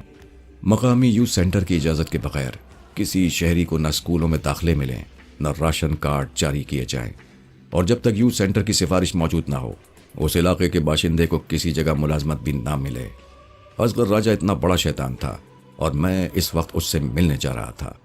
اتفاق سے وہ مجھے یونیورسٹی کے ایک برآمدے میں گزرتا ہوا مل گیا۔ ہیلو راجہ۔ او ہیلو سکندر، میں تو تمہیں بہت عرصے سے تلاش کر رہا تھا۔ آپ جیسے اشارہ کرتے وہ مجھے پکڑ کر آپ کے حوالے کر دیتا۔ مذاق نہیں، مجھے واقعی آپ کی ضرورت تھی۔ قاسم دادا کی موجودگی میں راجہ صاحب میری کیا ضرورت پڑ گئی؟ اوہ، تو آج کل قاسم دادا کے لیے کام کر رہے ہو؟ بہرحال اس وقت قاسم دادا کے حکم پر آپ کے پاس حاضر ہوا ہوں۔ وہ چند لمحے تیز اپنی نگاہوں سے گھورتا رہا۔ اب تم یہاں سے نہیں جا سکتے جب تک میں قاسم دادا کو فون نہ کر لوں۔ دادا کو صاحب نے ایک ضروری کام سے ملتان بھیجا ہے۔ کون صاحب؟ اس کے لہجے میں اب بھی شبہ تھا۔ جب آپ کو حالات کا علم نہیں ہے تو میں صاحب کا نام آپ کو نہیں بتا سکتا۔ البتہ مجھے اس لڑکی اور اس کے بھائیوں کا پتہ چاہیے۔ سکندر، مجھے اپنے کانوں پر یقین نہیں آ رہا ہے کہ تم ہمارے لیے کام کرنے کو تیار ہو گئے ہو۔ پتہ بتائیے راجہ صاحب، میرے پاس زیادہ وقت نہیں ہے۔ اب ایسی بھی کیا جلدی ہے یار، اس نے میرے کاندھے پر ہاتھ رکھتے ہوئے کہا۔ آج تو جشن منانے کا دن ہے کہ تم ہمارے ساتھ ہو، لیکن مجھے فوراً صاحب کو رپورٹ پیش کرنا ہے۔ ملاقاتیں تو انشاءاللہ ہوتی رہیں گی۔ وہ پھر کچھ دیر کے لیے سوچ میں پڑ گیا، پھر ایک ٹھنڈی سانس بھر کر بولا، نہ جانے سکندر مجھے یقین کیوں نہیں آ رہا ہے کہ تم ہمارے ساتھ ہو۔ میں تمہیں لڑکی دکھائی دیتا ہوں، آگے تم جانو اور صاحب جانے۔ یوں نہیں راجا، میں نے مسکراتے ہوئے کہا، صرف لڑکی کے دکھا دینے سے کام نہیں چلے گا، تمہیں مجھے اس کا گھر بھی دکھانا ہوگا۔ سکندر، میرا وہاں جانا ٹھیک نہیں ہے۔ میں اگر اس کے گھر کے آس پاس دیکھا گیا تو حکومت بدنام ہو جائے گی، خاص طور پر ایسے وقت جب میں پرسوں طلباء کے لیے عہدہ سنبھالنے جا رہا ہوں۔ مبارک ہو، لیکن تم پر کوئی بات نہیں آئے گی۔ ہم تانگا پکڑ لیتے ہیں، مجھے دور سے مکان دکھا کر آگے بڑھ جانا، میں وہیں اتر جاؤں گا۔ میرے پاس گاڑی ہے۔ یہ تو اور بھی اچھا ہے۔ ویسے لڑکی کا نام بلقیس ہے، فلسفے میں ایم اے فائنل کر رہی ہے۔ بائی دی وے، تمہارا بھی تو فلسفے کا یہ آخری سال ہے۔ ہاں راجا، مجھے پھر ہنسی آ گئی۔ تم لوگ مجھے پڑھنے کہاں دیتے ہو؟ کب تک پڑھو گے سکندر؟ وہ بزرگوں کی طرح مجھے سمجھانے لگا۔ تم انگریزی میں ایم اے کر چکے ہو، اب یہ فلسفے کا خواہ چکر چلا بیٹھے۔ اب تک تو تمہیں عملی زندگی میں کہیں بہت اچھا سیٹ ہو جانا چاہیے تھا۔ کہو تو اوپر تمہارے لیے کچھ بات کروں۔ اس نے ایک بہت بڑے آدمی کا نام لیا۔ شکریہ دوست، میں نے انکساری سے کہا۔ زندگی نے مجھے خود ایک جگہ سیٹ کر لیا ہے اور اب میں جہاں بھی ہوں خوش ہوں۔ تمہاری مرضی، اس نے کندھے اچکاتے ہوئے کہا۔ میں تو چاہتا تھا کہ ہم ماضی کے اختلاف ماضی میں دفن کر دیں۔ ویسے اس وقت ملک میں کوئی ایسا عہدہ نہیں ہے جو تمہاری پہنچ سے باہر ہو، صرف میری انگلی اٹھانے کی دیر ہے۔ تم نے بلقیس کی طرف انگلی اٹھا دی، یہی تمہاری مہربانی ہے، ورنہ کئی دن تو مجھے اس کی تلاش میں لگ جاتے۔ تم بلقیس کو جانتے ہو؟ اس نے حیرت سے پوچھا۔ تم تو اس طرح پوچھ رہے ہو راجا جیسے کوئی پوچھے کیا تم نے کبھی چاند دیکھا ہے؟ جاؤ، یہ چاند میں نے تمہیں دیا، اس نے بڑے لچر انداز میں ہنستے ہوئے کہا۔ خیر چھوڑو ان باتوں کو، آؤ میں تمہیں اس کا گھر دکھا دوں۔ اس نے لمبی گردن اٹھا کر دیکھا۔ چاروں طرف اس کے چمچے ہمیں گھیرے میں لیے ہوئے کھڑے تھے، اور دور ہونے کے باوجود میں ان کی جیبوں میں پستول صاف طور پر دیکھ سکتا تھا۔ شاید اس نے بھی میرے خیالات کو بھانپ لیا تھا۔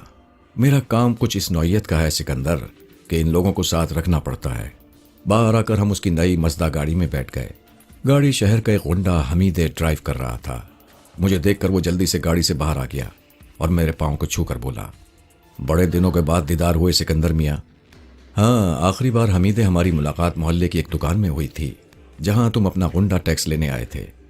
یہ لنگڑی ٹانگ اس دن کی گواہ ہے سکندر میاں۔ بہت دن ہسپتال میں پڑا رہا، پھر راجا کی مہربانی سے یہاں ڈرائیوری کا کام مل گیا ہے۔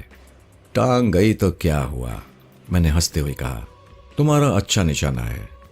مجھ سے کوئی گستاخی ہو گئی ہو سکندر میاں تو اس کا چہرہ زرد پڑ گیا تھا۔ وہ پھر میرے پاؤں پر جھک گیا۔ گاڑی چلا۔ اصغر راجا کی غصے میں جھنجھلاتی ہوئی آواز سنائی دی اور وہ گڑبڑا کر ڈرائیونگ سیٹ پر بیٹھ گیا۔ گاڑی جب کیمپ سے روانہ ہوئی تو راجا نے پوچھا، یہ تم سے بہت مروب معلوم ہوتا ہے۔ نہیں، یہ سب کچھ آپ کی خوشامد میں کر رہا ہے۔ اور راجا کا چھوٹا سا سینہ مرغے کی طرح پھیل گیا۔ ہم پہلے ذرا قاسم دادا کے گھر چلیں گے۔ کیوں؟ راجا اس طرح اچھلا جیسے بچھو نے ڈنگ مار دیا ہو۔ وقت کا کوئی بھروسہ نہیں راجا، میں نے سنجیدگی سے جواب دیا۔ میں اپنا پستول جمالے کے پاس بھول آیا ہوں۔ میرے پاس تو ہے پستول۔ نہیں راجا، میں دوسروں کے پستولوں پر بھروسہ کرنے کا عادی نہیں ہوں، لیکن میرے پاس وقت نہیں ہے۔ یا یوں ہے کہ مجھ سے ڈر رہے ہو؟ ایسی کوئی بات نہیں ہے، اب ہمارا اور تمہارا کاز ایک ہی ہے۔ پہلے قاسم دادا کے گھر چلو، اس نے حمیدے کو آرڈر دیا۔ گاڑی دادا کے گھر کی طرف مڑ گئی۔ راجا، یہ بلقیس تمہارے راستے میں کہاں سے آ گئی؟ میں نے کچھ دیر بعد پوچھا۔ بلقیس نہیں، اس کا بھائی ہمارے راستے میں آ گیا ہے۔ اس کے لہجے میں بڑی فرونیت تھی۔ میں سمجھا نہیں۔ میں نے بلقیس کے بھائی کو بہت سمجھایا کہ ہماری پارٹی کی مخالفت چھوڑ دے، لیکن میرا خیال ہے کہ اب بات اس کی سمجھ میں آ جائے گی۔ کس طرح؟ میں نے انجان بن کر پوچھا۔ تم ابھی تک بہت معصوم ہو سکندر، اس سزا کو دیکھ کر تمہارا فلسفہ اخلاقیات لرز اٹھتا ہے۔ مگر بلقیس بیچاری تو سیاست کی الف بے تے سے بھی واقف نہیں ہے، میں نے لجاجت سے کہا۔ راجا کچھ دیر میرے لہجے پر غور کرتا رہا، پھر اس نے ایک ساتھ قہقہ لگایا۔ میں سمجھتا ہوں سکندر اس کیس میں تمہارا انتخاب کر کے ان لوگوں نے غلطی کی ہے، پھر وہ دفتن سنجیدہ ہو گیا۔ میں تو یہاں تک کہنے کو تیار ہوں کہ شاید تمہارا قاسم دادا سے بھی کوئی تعلق نہیں ہے اور تم مجھ سے کوئی بہت بڑا کھیل کھیلنے جا رہے ہو۔ یہ کہتے ہوئے اس نے جلدی سے اپنا پستول پر ہاتھ ڈالنا چاہا، لیکن اس سے کہیں زیادہ تیز میرا ہاتھ اس کی گردن پر پڑا اور وہ ایک ہچکولا لے کر میری گود میں آ پڑا۔ میرے لیے کیا حکم ہے سکندر صاحب؟ حمید نے آئینے میں دیکھتے ہوئے پوچھا۔ اسی طرح چلتے رہو قاسم دادا کے اڈے پر۔ آقا، آپ کو سروپ کی بھی خبر لینی ہے؟ حسب معمول گارمو نے کہیں میرے قریب ہی سے سرگوشی کی۔ ٹھیک ہے، میں نے زیر لب کہا، میں حمیدے کو یہیں اتار دیتا ہوں۔ تمہیں معلوم ہے ان لوگوں نے سروپ کو کہاں رکھا ہے؟ سروپ امر راج کے گھر کے ایک تہہ خانے میں بند ہے۔ حمیدے، گاڑی یہیں روک دو۔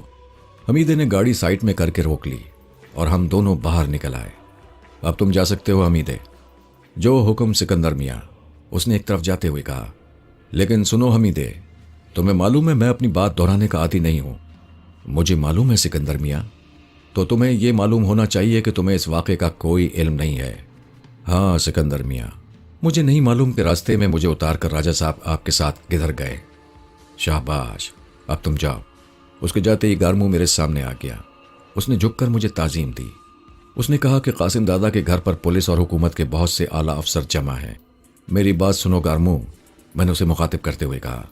مجھے معلوم تھا کہ قاسم دادا کے زخمی ہونے کی بات زیادہ دیر چھپی نہیں رہے گی اور اس وقت تک وہاں تحقیقات کے لیے کافی لوگ جمع ہو چکے ہوں گے، لیکن سوائے اس لڑکی کے جو کمرے سے نکل کر بھاگی تھی، وہاں ہمیں کسی اور نے نہیں دیکھا تھا۔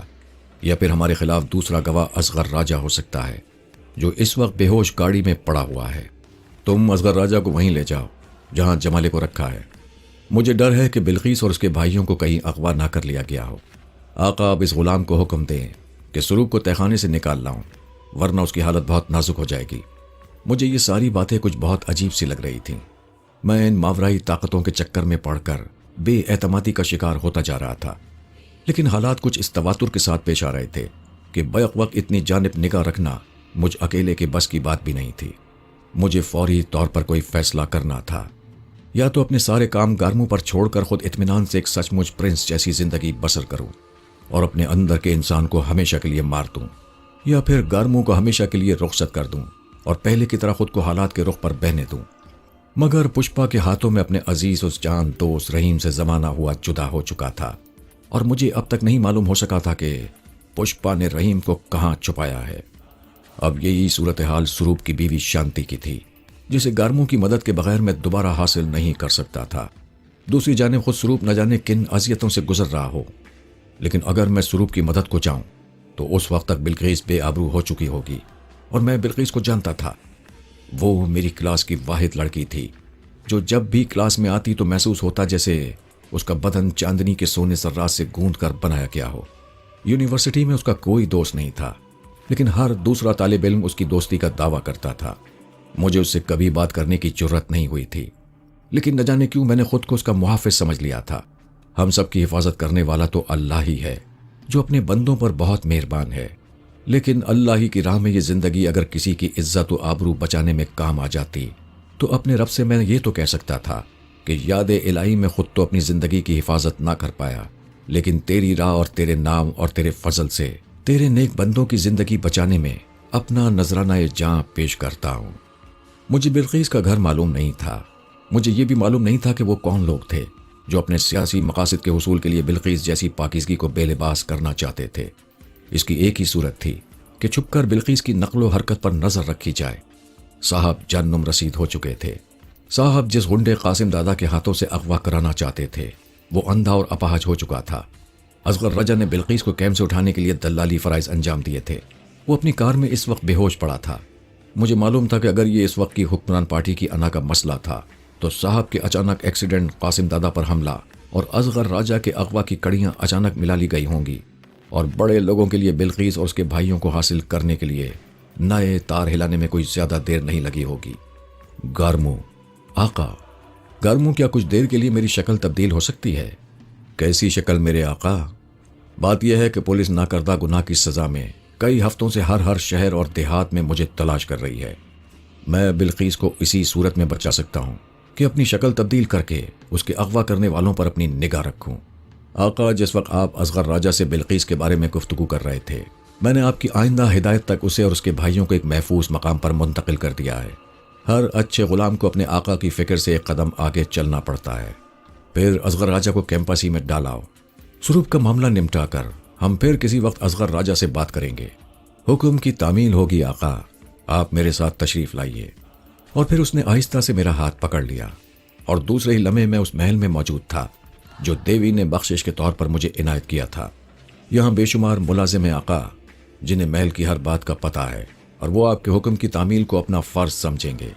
لیکن سروپ، وہ اپنے کاٹیج میں اس وقت اپنے وفادار ساتھیوں کے ساتھ موجود ہیں، اور انہیں صرف اتنا معلوم ہے کہ آپ امر راج سے ایک زبردست لڑائی کے بعد انہیں جنگل والے کاٹیج میں چھوڑ کر شانتی کو تلاش کرنے گئے ہیں۔ لیکن یہ سب کچھ کس طرح ہوا؟ میں آپ کی شکل بنا کر اپنے چند ساتھیوں کے ساتھ وہاں گیا تھا۔ چنانچہ تھوڑی سی مزاحمت کے بعد سروپ کو کاٹیج پہنچا دیا گیا ہے۔ وہ کچھ زخمی ضرور ہو گئے تھے، لیکن اب بالکل ٹھیک ہے۔ بس اب اجازت چاہوں گا، اصغر راجہ کو کیمپس پہنچانا ہے۔ لیکن گارمو، ہوش میں آنے کے بعد وہ بہت شور مچائے گا؟ نہیں میرے آقا، اسے صرف اتنا یاد رہے گا جیسے اس نے کوئی پریشان کن خواب دیکھا تھا۔ ٹھیک ہے، راجہ کو کیمپس چھوڑ آؤ۔ اور یہ کہتے ہوئے میں ڈرائنگ روم میں داخل ہو گیا۔ وہ ڈرائنگ روم تھا یا دنیا بھر کی آسائشوں کو جمع کر کے خیالی جنت کا کوئی ٹکڑا زمین پر لا کر رکھ دیا گیا تھا۔ میں نے سجاوٹ کی اتنی بیش قیمت اشیاء اپنی تمام زندگی میں نہیں دیکھی تھی۔ فرش پر ایران و ترکی کے بیش قیمت قالین بچھے ہوئے تھے۔ صوفوں اور میز پر سونے چاندی کا کام تھا۔ دیواروں پر دنیا کے عظیم ترین مصوروں کے شاہکار آویزاں تھے۔ خوش آمدید آقا، ایک نسوانی آواز نے مجھے چونکا دیا۔ ایک 20-22 برس کا نادر روزگار مجسمہ حسن جھک کر مجھے سلام پیش کر رہا تھا۔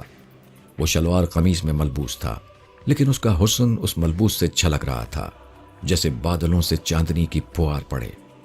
تمہارا کیا نام ہے؟ کنیز کا نام صرف کنیز ہوتا ہے میرے آقا۔ حمام تیار ہے، غسل فرما لیجیے۔ میں واقعی بہت تھک چکا تھا۔ سپہر سے جب میں امر راج کے میڈیسن سٹور پہنچا تھا، اب رات کے 10 بج چکے تھے۔ اس دوران زیادہ کام گارمو نے انجام دیے تھے، لیکن مجھے بری طرح تھکن کا احساس ہو رہا تھا۔ اس بات نے اور زیادہ تھکا دیا تھا کہ میرے پاس حکم دینے کے علاوہ اور کوئی کام نہیں رہ گیا تھا، اور یہ کام میری فطرت کے خلاف تھا۔ بہرحال موجودہ حالات میں شاید بہتری اسی میں تھی کہ تھوڑی دیر آرام کر لوں۔ غسل کرنے کے بعد جب میں باہر نکلا تو جسم و جان میں ایک سرور کی سی کیفیت طاری تھی۔ ڈائننگ ٹیبل پر انواع و اقسام کے کھانے چنے ہوئے تھے، اور حسین اور دلاویز لڑکیاں جگہ جگہ معطب انداز میں حکم کی منتظر کھڑی تھیں۔ مجھے ہنسی آ گئی۔ یہ کیسی زندگی ہے کہ ابھی سب کچھ ہے، اور ابھی جب اس خواب جیسی زندگی سے آنکھ کھلے گی تو دشمنوں کی ٹھوکریں ہوں گی اور اپنا لہو لہان بدن ہوگا۔ ابھی میں کھانے کی میز پر بیٹھا ہی تھا کہ میرے قریب سے آواز آئی، پرنس میں تمہیں خوش آمدید کہنے آئی ہوں۔ آواز تھی کہ محسوس ہوتا تھا جیسے میں سکندر نہیں بلکہ خود کوئی دلاویز نشہ ہوں۔ نشہ مجھ میں ہے یا معزز خاتون آپ کی آواز میں؟ میں نے ادھر ادھر دیکھتے ہوئے زیر لب کہا، مجھے صرف یہ حکم ہے کہ آپ کو نئے مکان میں دیوی کی جانب سے خوش آمدید کہوں۔ آج آپ نے یہاں تشریف لا کر جو مدبرانہ فیصلہ کیا ہے اس پر اپنی اور دیوی کی طرف سے مبارکباد پیش کروں، اور اگر میں یہاں نہ آتا تو یقیناً آپ کسی حوالات میں پڑے ہوتے۔ شفا خانے اور حوالات میری زندگی کا ایک اہم حصہ ہیں محترم خاتون۔ آپ کی بڑی نوازش ہوگی اگر میرے چھوٹے سے مکان میں آپ مجھے دوبارہ واپس بھجوا دیں۔ اور ابھی میں نے جملہ پوری طرح ادا بھی نہیں کیا تھا کہ ہر چیز میری نگاہوں کے سامنے سے غائب ہو گئی۔ ہیرے جواہرات سے جگمگاتا ہوا ایک بڑا کمرہ تھا جہاں ایک جانب تخت پر ایک حسین لڑکی بیٹھی تھی، رنگ برنگے مہین بادل ایک چادر کی طرح اس کے بدن کے اطراف اس طرح امٹ رہے تھے کہ ان رنگین لہروں کی اوٹ سے اگر کبھی اس کے بدن کی کوئی چھلک نظر آ جاتی تو یوں لگتا جیسے آنکھوں پر بجلی سی گر گئی ہو۔ تخت کے بالکل نیچے خاموش شعلوں میں گھرا ایک نسوانی حسن کا مکمل نمونہ خاموشی سے جل رہا تھا۔ میری سمجھ میں نہیں آ رہا تھا کہ یہ سب کچھ کیا ہو رہا ہے، اور وہ لڑکی کس جرم میں اتنی خاموشی سے جل مری۔ پرنس دیوی کو آپ کے حضور اس کنیز کی گستاخی پسند نہیں آئی تھی۔ ایک لڑکی مؤدب انداز میں سر جھکائے مجھ سے کہہ رہی تھی۔ منظر اچانک پھر بدل گیا تھا، اور میں دوبارہ پھر اس محل میں اپنے کھانے کی میز پر بیٹھا ہوا تھا، لیکن مجھ پر اس منظر کی تبدیلی یا ایسے شعبدوں کا اب کوئی زیادہ اثر نہیں ہوتا تھا۔ یہ سب کچھ میں نے اسی طرح قبول کر لیا تھا جیسے میں نے اپنی نجی زندگی قبول کر لی تھی۔ اپنی زندگی پر غور کرتے ہوئے مجھے سروپ کی بیوی شانتی یاد آئی۔ گارمو میرے حکم پر قاسم دادا کے غنڈوں سے بچا کر اسے اسی محل میں لے آیا تھا۔ شانتی کہاں ہے؟ میں نے لڑکی سے دریافت کیا۔ وہ اپنے کمرے میں ہے آقا۔ انہوں نے کھانا کھا لیا؟ انہیں آپ کا انتظار تھا۔ کہو کھانے پر ان کا انتظار ہو رہا ہے۔ لڑکی مجھے تعظیم دیتی ہوئی الٹے پاؤں واپس چلی گئی اور تھوڑی دیر بعد شانتی کے ہمراہ ڈرائنگ روم میں واپس آ گئی۔ سچ یہ ہے کہ شانتی کے چہرے پر ایسا نکھار تھا جیسے ابھی ابھی کوئی کلی چٹک کر گلاب بنی ہو۔ ایک بار اس کے چہرے پر نظر پڑی تو وہیں جم کر رہ گئی۔ میں نے زیبائی اور رانائی کے الفاظ پڑھے تھے، لیکن شانتی کے شگفتہ سنہرے سانولے چہرے کو دیکھ کر یاد آیا کہ رانا کہیں جسے، زیبا کہیں جسے۔ میں نے اپنی زندگی میں تم سے زیادہ جھوٹا آدمی نہیں دیکھا سکندر، اس نے پیار بھری نظروں سے دیکھتے ہوئے کہا۔ پہلے قصور تو بتا دو۔ میں نے مسکراتے ہوئے ہاتھ پکڑ کر اسے اپنے برابر کی کرسی پر بٹھا لیا۔ یہ بتاؤ کہ تم نے اپنی اصل حیثیت کو مجھ سے کیوں چھپایا تھا؟ تم نے مجھ سے کب پوچھا تھا؟ خیر کھانا تو شروع کرو۔ نہیں، بہت سی باتیں ابھی جواب طلب ہیں۔ وہ مجھ سے ذرا دور ہٹ کر بیٹھ گئی۔ پہلے کھانا کھا لو شانتی، پھر میں تمہاری ساری باتوں کا بہت تفصیل سے جواب دے دوں گا۔ پھر جب تک وہ کھانا کھاتی رہی اس نے میرے کسی سوال کا جواب نہیں دیا۔ شاید اس کی وجہ یہ ہے کہ اتنی بہت سی معتب لڑکیوں کو دیکھ کر اسے خیال آیا ہو کہ اسے مجھ سے اتنے بے تکلف انداز میں سب کے سامنے باتیں نہیں کرنا چاہیے۔ کھانا ختم کر کے ہم سٹنگ روم میں آ کر بیٹھ گئے۔ ایک لڑکی چاندی کی ٹرالی میں مشروبات اور پھل رکھ کر ادب سے واپس چلی گئی۔ اس کے جاتے ہی شانتی میرے برابر والے صوفے پر آ کر بیٹھ گئی۔ سکندر یہ سب کچھ کیا ہے؟ میں واقعی اب پاگل ہو جاؤں گی۔ اب میرے بارے میں زیادہ مت سوچو سکندر، مجھے صرف یہ بتاؤ کہ اتنے بہت سے اور اتنے قیمتی ملبوسات اور زیورات مجھے دینے کا تمہیں کہاں سے حق پہنچ گیا؟ لیکن یہ دوسری بات تھی۔ پہلی بات یہ ہے کہ تم ایک پرنس ہو، اور یہ بات تم نے کاٹیج میں مجھ سے کیوں چھپائی؟ اس کا چہرہ غصے میں تھوڑا اور گلابی ہو گیا تھا، اور میں یہ بات سمجھنے سے قاصر تھا کہ وہ واقعی غصے میں ہے یا خود کو غصے میں ظاہر کرنا چاہ رہی ہے۔ تعجب ہے تم نے سروپ کے بارے میں اب تک مجھ سے کوئی سوال نہیں کیا۔ میں نے موضوع بدلتے ہوئے کہا۔ وہ حیرت سے میرا منہ دیکھنے لگی۔ کیوں؟ جب مجھے غنڈوں سے تم چھڑا کر یہاں لائے تھے تب تمہیں نے تو بتایا تھا کہ سروپ صرف معمولی زخمی ہوا ہے اور تم رات میں کسی وقت اسے یہاں لے کر آ جاؤ گے۔ چلو یوں ہی صحیح۔ میں سمجھ گیا کہ گارمو بدماشوں کے سامنے میرا بھیس بدل کر شانتی کے پاس گیا ہوگا اور اسی بہروپ میں بات کی ہوگی۔ پر شانتی میرے آنے کے بعد تو تمہیں مجھ سے پوچھنا چاہیے تھا کہ سروپ کہاں ہے۔ مجھے تم پر اعتماد ہے سکندر کہ جب تم اکیلے اتنے غنڈوں پر حاوی ہو سکتے ہو تو سروپ کے لیے تم اپنی جان بھی دے سکتے ہو۔ وہ جہاں بھی ہوگا خیریت سے ہی ہوگا، اور فرض کرو کہ وہ خیریت سے نہ ہو، میرا دل گواہی دیتا ہے کہ تم جیسے دوست کی موجودگی میں وہ خیریت سے ہی ہوگا، ورنہ تم تنہا نہ آتے۔ اس کا قاتل اس وقت تم میرے حوالے کر چکے ہوتے۔ خیر یہ بتاؤ، یہ سب کچھ جاننے کے باوجود کہ میں سروپ کی بیوی ہوں، تمہیں اتنی قیمتی تحائف دینے کا مجھے کیا حق پہنچتا ہے؟ تحائف واپس کر دو، میں نے آہستہ سے مسکراتے ہوئے کہا۔ اس لیے سکندر کہ تمہاری ملازمہ جو میری خدمت کے لیے مامور کی گئی تھی، اس نے مجھ سے کہا تھا کہ تمہارے آنے سے پہلے میں تمہارے پسندیدہ رنگ کی یہ ساڑی پہن لوں، اور تم نے محض اس کے کہنے پر یہ ساڑی پہن لی؟ ہاں، وہ آہستہ سے بولی۔ شاید تمہاری دولت نے مجھے محصور کر لیا ہے۔ صرف دولت نے؟ میں نے آزردگی سے کہا۔ میری دوستی نے نہیں؟ تم میرے نہیں، سروپ کے دوست ہو۔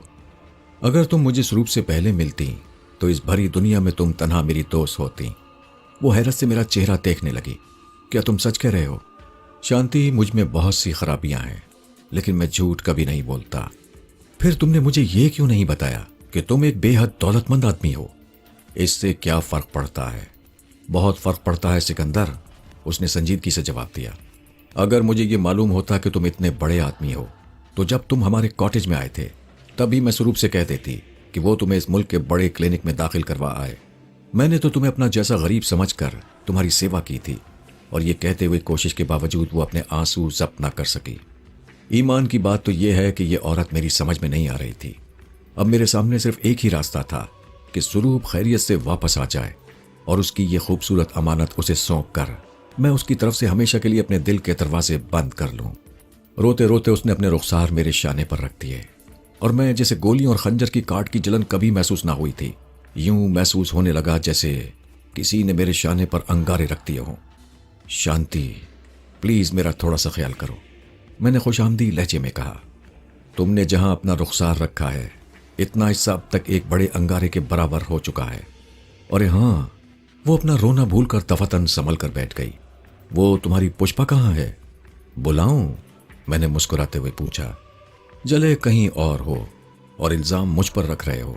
देखो, मैं पुष्पा को सच सच बता दूंगी कि उसकी मौजूदगी के बावजूद ये तुम्हारे शहजादे साहब मेरा चेहरा देखकर कभी कभी बहकने लगते हैं। मैं तो कुछ भी नहीं बहका शांति, मुझे तो स्वरूप बेचारे पर रहम आता है। सिटिंग रूम से जैसे ही बाहर निकला, दरवाजे से लगी हुई मुलाजमा सर झुकाए खड़ी थी और पहली बार मुझे ये एहसास हुआ कि यहाँ की तमाम लड़कियां एक उम्र और एक शक्ल की हैं। सिर्फ उनके रंग बरंगे लिबास उन्हें एक दूसरे से मुख्तलिफ करते हैं। क्या नाम है तुम्हारा? मैंने उस लड़की से पूछा। तारामती मेरे आका, उसने झुककर मेरे पैर छूते हुए कहा। अमरराज कहाँ है? बराबर के कमरे में। बराबर के कमरे में? मैंने हैरत से पूछा। और वो कोई एहतजाज भी नहीं कर रहा था? मेरा मतलब है कि उसके शोर करने या चीखने की आवाज नहीं आ रही थी। देवी ने उसकी याददाश्त उससे छीन ली है। फिर जिस आदमी को यही याद ना हो कि वो कौन है, वो क्या एहतजाज करेगा आका? बहरहाल उसे सिटिंग रूम में लाया जाए। ये कहते हुए मैं कमरे में वापस आ गया। तुम कैसे हो जी? शांति तिनक कर बोली। मैं तो समझी थी कि पुष्पा को इस तरह अपने साथ ले आओगे जैसे कोई बादशाह अपने साथ मलिका को लेकर आता है। वो अभी आई जाती है। ये वादा करो उसे देखकर घबरा नहीं जाओगी। पता नहीं हम दोनों में से कौन किसे देखकर घबरा जाए, वो कुछ सोचती हुई बोली। लेकिन जैसे ही दरवाजे पर उसकी नजर पड़ी, उसे सकता हो गया। सामने अमरराज खड़ा था, शांति का साबिक शौहर, जिससे स्वरूप शांति को छीन कर अपने घर ले आया था। सिकंदर, ये तुम्हें कहाँ मिला? जहां तुमने मुझे स्वरूप की तलाश में भेजा था। शांति आहिस्ता आहिस्ता अमरराज की तरफ बढ़ रही थी। अमरराज मुझे और शांति को इस तरह देख रहा था जैसे जिंदगी में पहली बार हम दोनों से मिला हो। शांति ने उसके करीब पहुंचकर चंद लम्हे उसके चेहरे को गौर से देखा और फिर अचानक उसका भरपूर थप्पड़ अमरराज के चेहरे पर पड़ा। बेगैरत, बेहया। और ये कहते हुए वापस मुड़ी और मेरे सीने से लगकर फूट फूट कर रोने लगी। उसी लम्हे मुझे अपने करीब से गारमों की आवाज सुनाई दी। आका, स्वरूप मर गया। सरगोशी में गारमों की ये अल्फाज मुझे यूं महसूस हुए जैसे बेखबरी में खामोशी से कोई सीने में खंजर उतार दे। मेरे सामने खड़ा हुआ अमरराज शांति को इस तरह देख रहा था जैसे कोई अजनबी किसी अजनबी को पहचानने की कोशिश कर रहा हो। गारमू ने शायद उसकी याददाश्त उससे छीन ली थी। शायद मेरे सीने से सर लगाए आहिस्ता आहिस्ता सिसकियां भर रही थी। अपने साबिक शौहर को देखकर उसके वो तमाम जख्म ताज़ा हो गए थे जो अमरराज की अजियत पसंदी ने उसके सुनहरे बदन पर नीले दागों की शक्ल में मोहर की तरह सब्त कर दिए थे। अब मेरी समझ में नहीं आ रहा था कि शांति को किन अल्फाज में स्वरूप के मरने की खबर पहुंचाऊं। वो स्वरूप से नफरत करती थी आका। मुझे गारमू की आवाज फिर सरगोशी में सुनाई दी। चुप हो जाओ, मैं गुस्से से चीख पड़ा। शांति समझी शायद मैं उसे रोने से मना कर रहा हूं। वो एक झटके से मुझसे अलहदा हो गई। उसके गुलाबी रुखसार आंसुओं से भीगे हुए थे और वो मुझे ऐसी रहम तलब नजरों से देख रही थी जैसे मैंने किसी छोटी सी चिड़िया को उठाकर जोर से जमीन पर पटक दिया हो। लेकिन एक साथ उसकी निगाहें मेरे पैरों पर पड़ी, जहां चमकीले सांवले रंग का नौमर लड़का मेरे कदमों पर पड़ा जेरे लब कह रहा था, रहम मेरे आका, रहम। और तब दफातनी शांति की समझ में आया कि गलती उससे नहीं बल्कि उसके गुलाम से हुई है। उठ जाओ गारमो, मैंने अपने गुस्से पर काबू पाते हुए कहा, और आइंदा मेरे ख्यालों से आगे सफर करने की जुर्रत ना करना। आका का हुक्म मेरे सर आंखों पर। ये कहकर वो निगाहें नीचे किए सर झुकाए मेरे आइंदा हुक्म का मुंतजिर खड़ा रहा। तुम अचानक इतने बेरहम क्यों हो जाते हो सिकंदर? शांति ने झिझकते हुए मुझसे सवाल किया। और ये आदमी कौन है? मेरा एक मुलाजिम है, और मैंने सोचा कि शांति को स्वरूप की मौत की इत्तला देने के लिए शायद यही मुनासिब वक्त है। ये एक इंतहाई अफसोसनाक खबर लेकर आया है। मैंने आहिस्ता से कहा। स्वरूप के बारे में? हाँ, स्वरूप तुम्हारे उस साबिक शौहर अमरराज के तहखाने में बाहिफाजत तमाम अपने कॉटेज पहुंचा दिया गया था। बज़ाहिर वो ठीक ठाक मालूम होता था, लेकिन अभी कुछ देर पहले वो अचानक मर गया है। वो चंद लम्हे बुत बनी मेरा चेहरा देखती रही, फिर सर झुकाकर उसने ज़ेरे लब कहा, मुझे मालूम था सिकंदर कि वो किसी दिन इतनी ही खामोशी से चला जाएगा। कैसे? तुम्हें कैसे मालूम हुआ?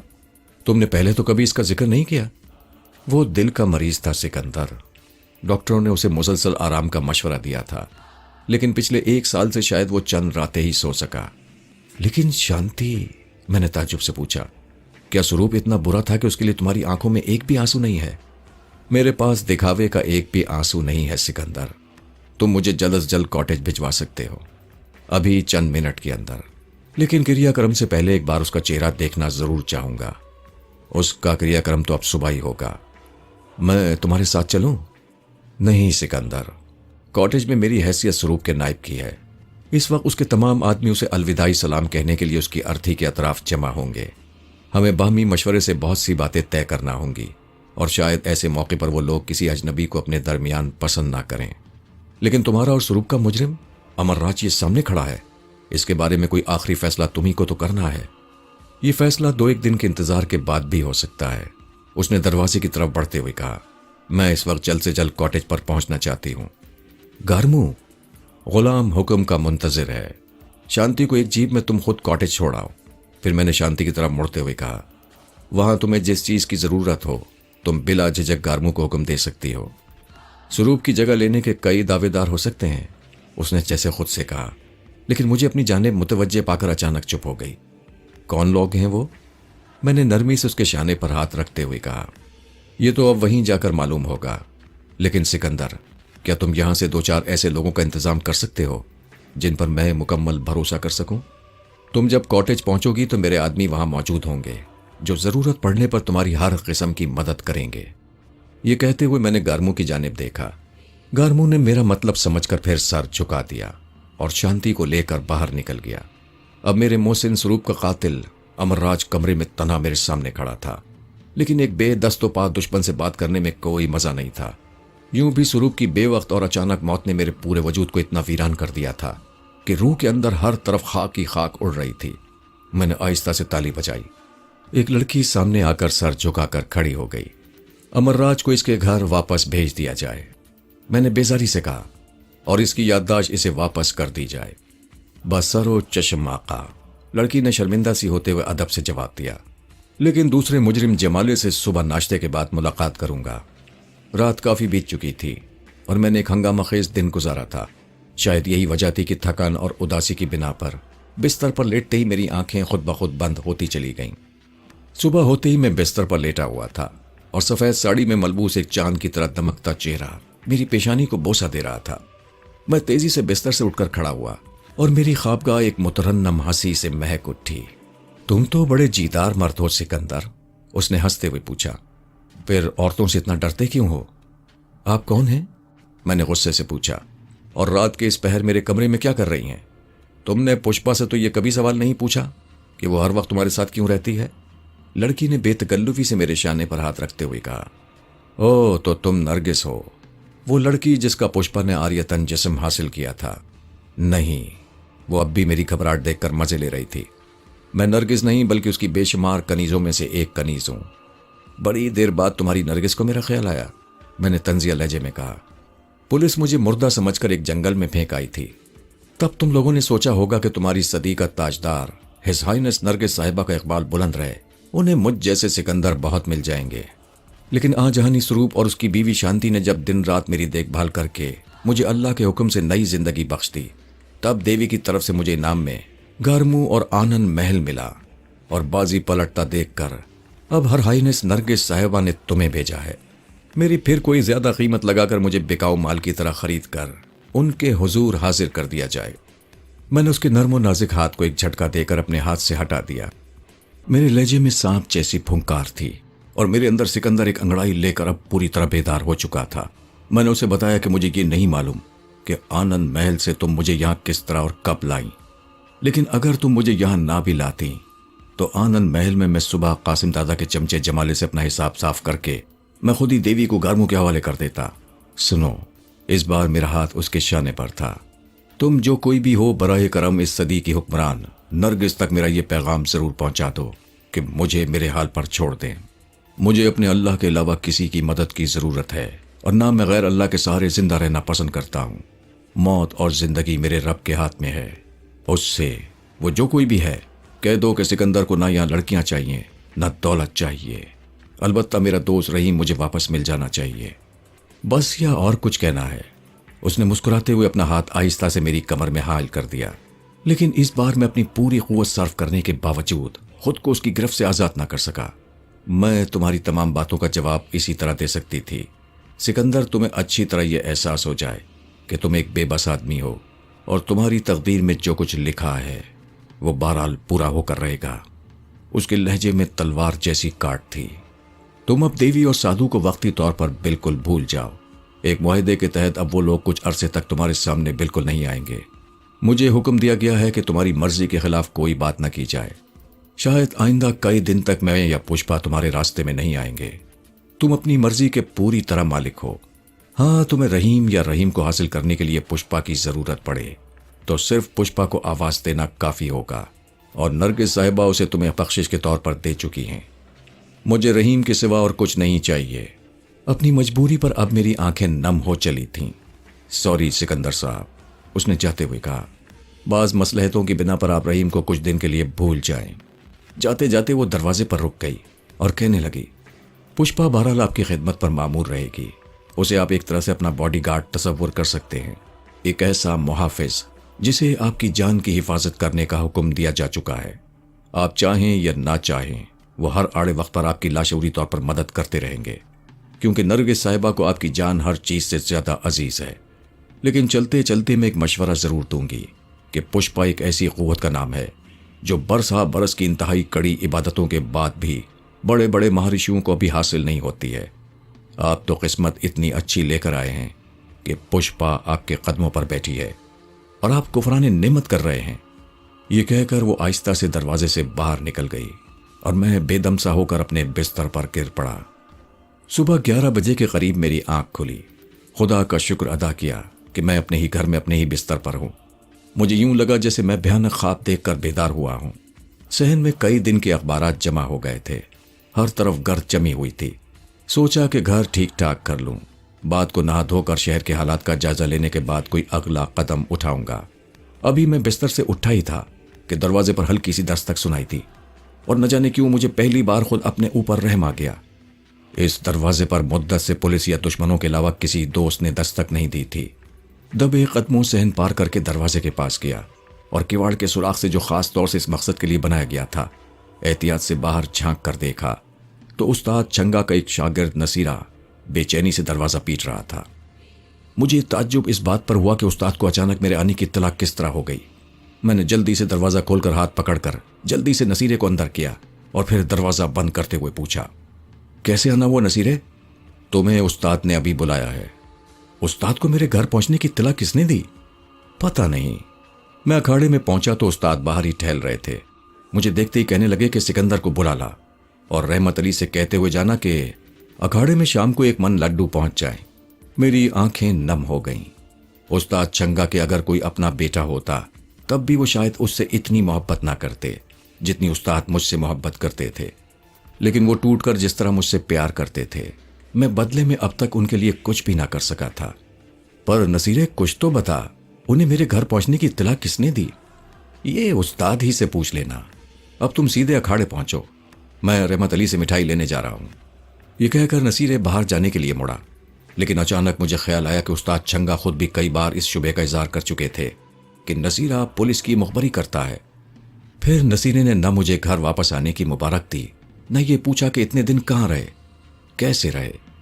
اس نے تو اجنبی کی طرح ایک پیغام دیا اور واپس جانے لگا تھا۔ یہ خیال آتے ہی میں نے پیچھے سے اس کی گردن دھاپ لی۔ اس نے گھبرا کر پلٹ کر دیکھا۔ اس کی گول گول چھوٹی چھوٹی آنکھیں حیرت سے پھٹی پڑ رہی تھیں۔ کیا مجھ سے غلطی ہو گئی ہے سکندر؟ غلطی کا تو ابھی پتہ چل جائے گا نصیرے۔ میں نے جھٹکا دے کر اسے فرش پر گرا دیا۔ یہ بتا اس گھر کی مخبری تو کب سے کر رہا ہے؟ اور یہ کہتے ہوئے میں اس کے سر پر ایک ٹھوکر جمع نہیں والا تھا کہ وہ ہاتھ جوڑ کر رونے لگا۔ معاف کر دو سکندر بھیا، شرفو ٹھیک ہی کہتا تھا کہ تم سے کوئی بات چھپ نہیں سکتی۔ یہ کہتے ہوئے میری ٹھوکر سے بچنے کے لیے اس نے فرش پر لیٹے ہی لیٹے پلٹی کھائی، لیکن اس دوران میری ٹھوکر اس کی پیٹھ کی ہڈیوں کو کئی جگہ سے علیحدہ کر چکی تھی اور تکلیف کی شدت سے وہ بری طرح چیخ رہا تھا۔ مجھے پتا تھا کہ درد سے زیادہ وہ ہمدردی حاصل کرنے کے لیے چیخ رہا ہے، کیونکہ اکھاڑے میں 2-4 ہڈیوں کا نکل جانا ایک معمولی بات سمجھی جاتی ہے، مگر اب خود نصیرے نے یہ بات ظاہر کر دی تھی۔ استاد چھنگا کا تو اس نے بہانہ کیا تھا، اس وقت یہاں آنے کا اس کا کوئی اور مقصد تھا۔ میں نے آگے بڑھ کر پیر اس کی گردن پر رکھ دیا۔ دیکھ نصیرے، تجھے معلوم ہے کہ میرے کمرے کے تہخانے میں تجھ جیسے جاسوسوں کی ہڈیوں پر سانپ اور بچھو رینگ رہے ہیں۔ سیدھی طرح بتا دے کہ یہاں کس نے بھیجا ہے، ورنہ تو اپنے ہم پیشہ مخبروں کی ہڈیوں کے ڈھیر پر بے ہوش پڑا ہوگا۔ استاد بس ایک بار معاف کر دو، میں سب کچھ بتا دیتا ہوں، اس نے گیا کر کہا۔ جلدی کر، مجھ پر سچ مچ خون سوار ہونے لگا تھا۔ بات یہ ہے استاد، اس نے دونوں ہاتھ سے اپنی کمر کو دباتے ہوئے کہا، تمہارے پیچھے استاد چھنگا نے بڑے کورٹ تک تمہارا مقدمہ لڑا تھا اور تمہیں کورٹ نے بے قصور قرار دے کر سارا الزام پولیس پر رکھ دیا۔ پولیس نے اب عدالت سے راضی نامہ کرنے کے لیے مہلت لے لی ہے۔ استاد میری بات مان لو، پولیس کی دشمنی سے تمہیں کیا حاصل ہوگا؟ راضی نامہ کر لو اور معاملہ ختم کر دو۔ حالانکہ انہوں نے مجھے ختم کرنے میں کوئی کسر نہیں چھوڑی تھی۔ خیر یہ بتا تجھے میرے آنے کی اطلاع کیسے ملی؟ میری ڈیوٹی پولیس نے اس گلی ہی میں لگا دی تھی۔ رات میں نے تمہیں 11 بجے بڑی سی گاڑی میں ایک لڑکی کے ساتھ یہاں آتے دیکھا تھا۔ رات ہی کو میں نے اس کی اطلاع پولیس انسپکٹر رضا کو دے دی تھی۔ وہ اب پہنچنے ہی والے ہوں گے، لیکن ان کے آنے سے پہلے میں اپنا اطمینان کر لینا چاہتا تھا کہ رات کو مجھے دھوکہ تو نہیں ہوا تھا۔ ویسے میرے لیے یہ خبر ایک بڑی خبر تھی کہ پولیس کے تمام چھوٹے مقدموں سے اب نجات مل چکی تھی اور میں آزادی سے ملک میں گھوم پھر سکتا تھا۔ لیکن نصیرے نے مجھ سے جھوٹ کیوں بولا؟ کیا معلوم وہ اپنی اس بات میں کس حد تک سچا تھا؟ میں ابھی انہی خیالات میں ڈوبا ہوا تھا کہ ایک موٹر سائیکل دروازے پر آ کر رکی۔ میں انسپکٹر رضا کی موٹر سائیکل کی آواز کو پہچانتا تھا، لیکن اس سے پہلے کہ میں بڑھ کر دروازہ کھولوں، نصیرے کرراتا ہوا خوشی سے اٹھا اور اس نے تیزی سے دروازہ کھول دیا۔ رضا کی نظر سب سے پہلے نصیرے پر ہی پڑی۔ ارے نصیرے، یہ تو نے کیا حالت بنا رکھی ہے؟ کیا پھر کہیں مار پیٹ کر بیٹھا ہے؟ نہیں مالک، وہ ہاتھ جوڑتے ہوئے بولا۔ ابھی یہاں آتے ہوئے تانگے سے گر پڑا، پیٹ اور کمر میں کئی زخم آئے ہیں۔ رضا کے ساتھ تھانے کا ASI ملک شاہ بھی تھا۔ رضا نے اسے حکم دیا کہ اسے فوراً ہسپتال لے جا کر اس کا علاج معالجہ کرائے، اور پھر گرم جوشی سے مجھ سے ہاتھ ملاتے ہوئے بولا، سکندر صاحب، آپ تو واقعی عید کا چاند ہو گئے۔ آپ لوگوں نے تو مجھے دفن کرنے کی اپنی جیسی کوئی کوشش چھوڑی نہیں تھی۔ میں نے مسکراتے ہوئے جواب دیا، شکر ہے کہ زندہ تو ہوں۔ اچھا ہے، اب ماضی کو بھلا دیں سکندر صاحب، ہم دونوں کو اسی شہر میں رہنا ہے۔ آج مہلت کی آخری تاریخ ہے۔ اگر عدالت میں آج راضی نامہ داخل نہ ہوا تو پولیس کے کئی سینئر افسر لمبی مدت کے لیے اندر چلے جائیں گے۔ رضا صاحب، میں نے سنجیدگی سے پوچھا، کیا آپ کا واقعی یہ خیال ہے کہ لاہور پولیس کے سینئر افسروں سے مجھے کسی بھی قسم کی کوئی ہمدردی یا دلچسپی ہوگی؟ نہیں سکندر، تمہارے ساتھ جو بے انصافیاں ہوتی رہی ہیں مجھے ذاتی طور پر ان کا افسوس ہے، لیکن تم پڑھے لکھے آدمی ہو، کچھ اوپر کا دباؤ ہوتا ہے، حکومت کا نشہ ہوتا ہے، معاشرے میں کچھ لوگ اچھے ہوتے ہیں، کچھ برے ہوتے ہیں۔ یوں بھی یہ دور ایسا ہے کہ پارلیمان کا ہر رکن اپنے علاقے کا بے تاج بادشاہ بن جاتا ہے۔ ہم ملازم پیشہ لوگ ہیں، ان کا حکم نہ مانے تو نوکری سے جائیں۔ ان بے دام بادشاہوں نے عوام پر اپنی دہشت قائم کرنے کے لیے اپنا علیحدہ ایک خنڈا سیل بنا رکھا ہے۔ تم سے زیادہ بہتر اس بات کو اور کون سمجھ سکے گا کہ شہر کا کوئی بھی بدماش عوامی حکومت سے پہلے کسی تھانے کے سامنے سے گزرتا ہوا ڈرتا تھا، اب بے خوفی سے گزرتا ہے۔ انسپکٹر کی میز پر پیر پھیلا کر بیٹھ جاتا ہے۔ کیا تمہارا خیال ہے کہ پولیس والے خود بھی اس صورتحال سے خوش ہوں گے؟ کل رات ہی کی بات ہے، اصغر راجہ نے یونیورسٹی کی ایک لڑکی بلقیس کا پیچھا کیا، لیکن جب تک گشت کا سپاہی راجہ کو سمجھاتا، اس کا دوسرا ساتھی بلقیس کو لے اڑا۔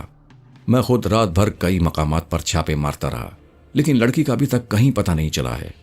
ادھر کورٹ کا وقت قریب آ رہا تھا، میں ادھر جانے کے لیے نکلا ہی تھا کہ اوپر سے آرڈر آ گئے کہ بلقیس ماں اور بھائیوں کے ظلم سے تنگ آ کر خود اپنی مرضی سے اصغر راجہ کے پاس پہنچ گئی ہے، لہٰذا کیس کو داخل دفتر کر دیا جائے۔ لیکن رضا صاحب، آپ تو بتا رہے تھے کہ راجہ نے نہیں بلکہ اس کے کسی دوسرے ساتھی نے بلقیس کو اغوا کیا ہے۔ میں نے حیرت سے پوچھا، سکندر، ہمارے یہاں سچ وہ ہے جس کے آرڈر اوپر سے آئیں۔ رضا کے چہرے پر ایک مردہ سی مسکراہٹ تھی۔ تو آپ کے خیال میں اس وقت بلقیس کہاں ہوگی؟ میں اب رضا کے ساتھ زیادہ وقت ضائع نہیں کرنا چاہتا تھا۔ کہاں ہو سکتی ہے؟ اس نے جھنجھلاتے ہوئے انداز میں خود مجھ سے سوال کیا۔ آج صبح تک وہ اصغر راجہ کی تحویل میں تھی، لیکن اغوا شدہ لڑکیاں بہتے ہوئے پانی کی طرح ہوتی ہیں، ابھی یہاں ہیں اور ابھی وہاں ہیں، تھوڑی دیر اور گزرے گی تو نہ جانے کہاں ہوں گی۔ لیکن تم بلقیس میں اتنی دلچسپی کیوں لے رہے ہو؟ اس لیے کہ وہ کسی کی بہن ہے، کسی کی بیٹی ہے، میں نے غصے سے کہا۔ میں اس میں اس لیے اتنی دلچسپی لے رہا ہوں کہ قاسم دادا کو اسے اغوا کرنے کا حکم دیا گیا تھا، لیکن قاسم دادا اپاہج ہو گیا، وہ کل مر گیا، رضا نے مجھے اطلاع دی۔ خس کم جہاں پاک، میں نے اپنی بات جاری رکھی۔ وہ اپاہج ہو گیا یا مر گیا، تو یہ کام میرے سپرد کیا گیا، یا یوں کہو کہ یہ کام میں نے اپنے ذمے لے لیا تاکہ براہ راست اصغر راجہ سے ایک ٹکر لے سکوں۔ لیکن کل کا دن اس کے لیے 7 دن تھا۔ میں ایک دوسرے اہم کام میں لگ گیا، اور میری بدقسمتی کہ اب تو مجھے بتا رہے ہو کہ بلقیس اغوا ہو گئی ہے۔ رضا صاحب، وہ تو خوشبو کا ایک جھونکا تھی، جس طرف سے گزر جاتی جسم و جہاں کو موت ترک کرتی چلی جاتی۔ خدا غارت کرے ان لوگوں کو جو اب خود اس جھونکے کو اغوا کرنے لگے ہیں۔ میں سچ کہتا ہوں رضا صاحب، اصغر راجہ کو اپنے جرم کی بھاری قیمت ادا کرنی پڑے گی۔ چھوڑو سکندر، رضا نے نرم لہجے میں کہا، تم کس کس بلقیس کے پیچھے بھاگتے پھرو گے؟ میں تمہیں ایک بھائی کی حیثیت سے ایک ہی مشورہ دے سکتا ہوں کہ خود کو اب کسی مصیبت میں نہ ڈالنا۔ میرا مشورہ ہے کہ یہ ایم اے کا تمہارا آخری سال ہے، اور یہ نہ بھولنا کہ تمہارے مرحوم باپ نے تم سے بڑی بڑی امیدیں وابستہ کر رکھی تھیں۔ ٹھیک ہے رضا صاحب، میں نے ایک ٹھنڈی سانس لیتے ہوئے کہا، میرے قرضے میرے ذمے ہیں، اور خود مجھے ہی ان قرضوں کی ادائیگی کرنا ہے۔ فرمائیے میں آپ کی کیا خدمت کر سکتا ہوں؟ اس نے جلدی سے اپنی جیب سے ایک ٹائپ کیا ہوا کاغذ نکالا اور مجھے اپنا قلم دیتے ہوئے کہنے لگا، یہ راضی نامہ ہے جو ابھی کورٹ میں داخل کرنا ہے، اس پر دستخط کر دو، باقی تم جانو تمہارا کام جانے۔ میں نے راضی نامے پر دستخط کر کے اس کے حوالے کیے، اور وہ خدا حافظ کہتا ہوا گھر سے باہر نکل گیا۔ لیکن میرے راستوں میں تاریکیاں بکھیر گیا۔ میں سوچ بھی نہیں سکتا تھا کہ ایک لڑکی کی خاطر وہ اتنی جلدی کریں گے۔ گھر منہ نے مجھے بتایا تھا کہ اصغر راجہ یہ بات بھول گیا ہوگا کہ بلقیس کے سلسلے میں میری اس کی کبھی کوئی ملاقات بھی ہوئی ہوگی، لیکن وہ صرف میری ملاقات ہی تو بھولا ہوگا، بلقیس تو اسے یاد ہوگی، اور اس نے ہوش میں آتے ہی پہلا قدم یہ اٹھایا ہوگا کہ اس نے اپنے کسی پالتو غنڈے کو اس کے پیچھے لگا دیا ہوگا۔ بیچاری بلقیس، میں نے دکھ سے سوچا۔ صرف اتنی بات پر اغوا کی گئی کہ اس کے دونوں بھائی کسی پارٹی میں سیاست میں حصہ نہیں لینا چاہتے تھے، اور اس دور کی حکومت کی ڈکشنری میں انکار کی کوئی لفظ ہی نہیں تھا۔ بہرحال یہ میرے رحمان رحیم خدا کی مہربانی تھی کہ ابھی میں زندہ تھا، آزاد تھا، اور سڑکوں پر نکل سکتا تھا۔ چنانچہ میں ہاتھ دھو کر سڑک پر نکل آیا۔ مجھے اس وقت میں یہ خیال تھا کہ سروپ کے مرنے کے بعد شانتی پر کیا بیتی ہوگی، نہ کسی اور بات کی پرواہ تھی۔ کاٹیج پہنچ کر اس پر کیا گزری اور حالات کا اس نے کس طرح مقابلہ کیا۔ بہرحال وہ اس زندگی کی عادی تھی اور حالات سے بھرپور مقابلہ کرنے کی ہمت رکھتی تھی۔ سوال یہ تھا کہ اس وقت بلقیس کو کہاں تلاش کیا جائے۔ انسپیکٹر رضا کے بقول تو اغوا ہونے والی لڑکیاں تو تیز بہتے ہوئے پانی کی طرح ہوتی ہیں کہ ابھی یہاں ہیں اور نگاہ اٹھا کر دیکھو تو پتہ ہی نہیں چلتا کہ کتنی دور نکل گئیں۔ بلقیس کو تلاش کرنے کا میرے پاس صرف ایک ہی سرا تھا، اور وہ سرا خود اصغر راجہ تھا۔ ابھی صبح کے 9 بجے تھے۔ اصغر راجہ یونیورسٹی کیمپس دوپہر سے پہلے نہیں پہنچتا تھا، اور کبھی کسی ایک جگہ وہ قیام نہیں کرتا تھا۔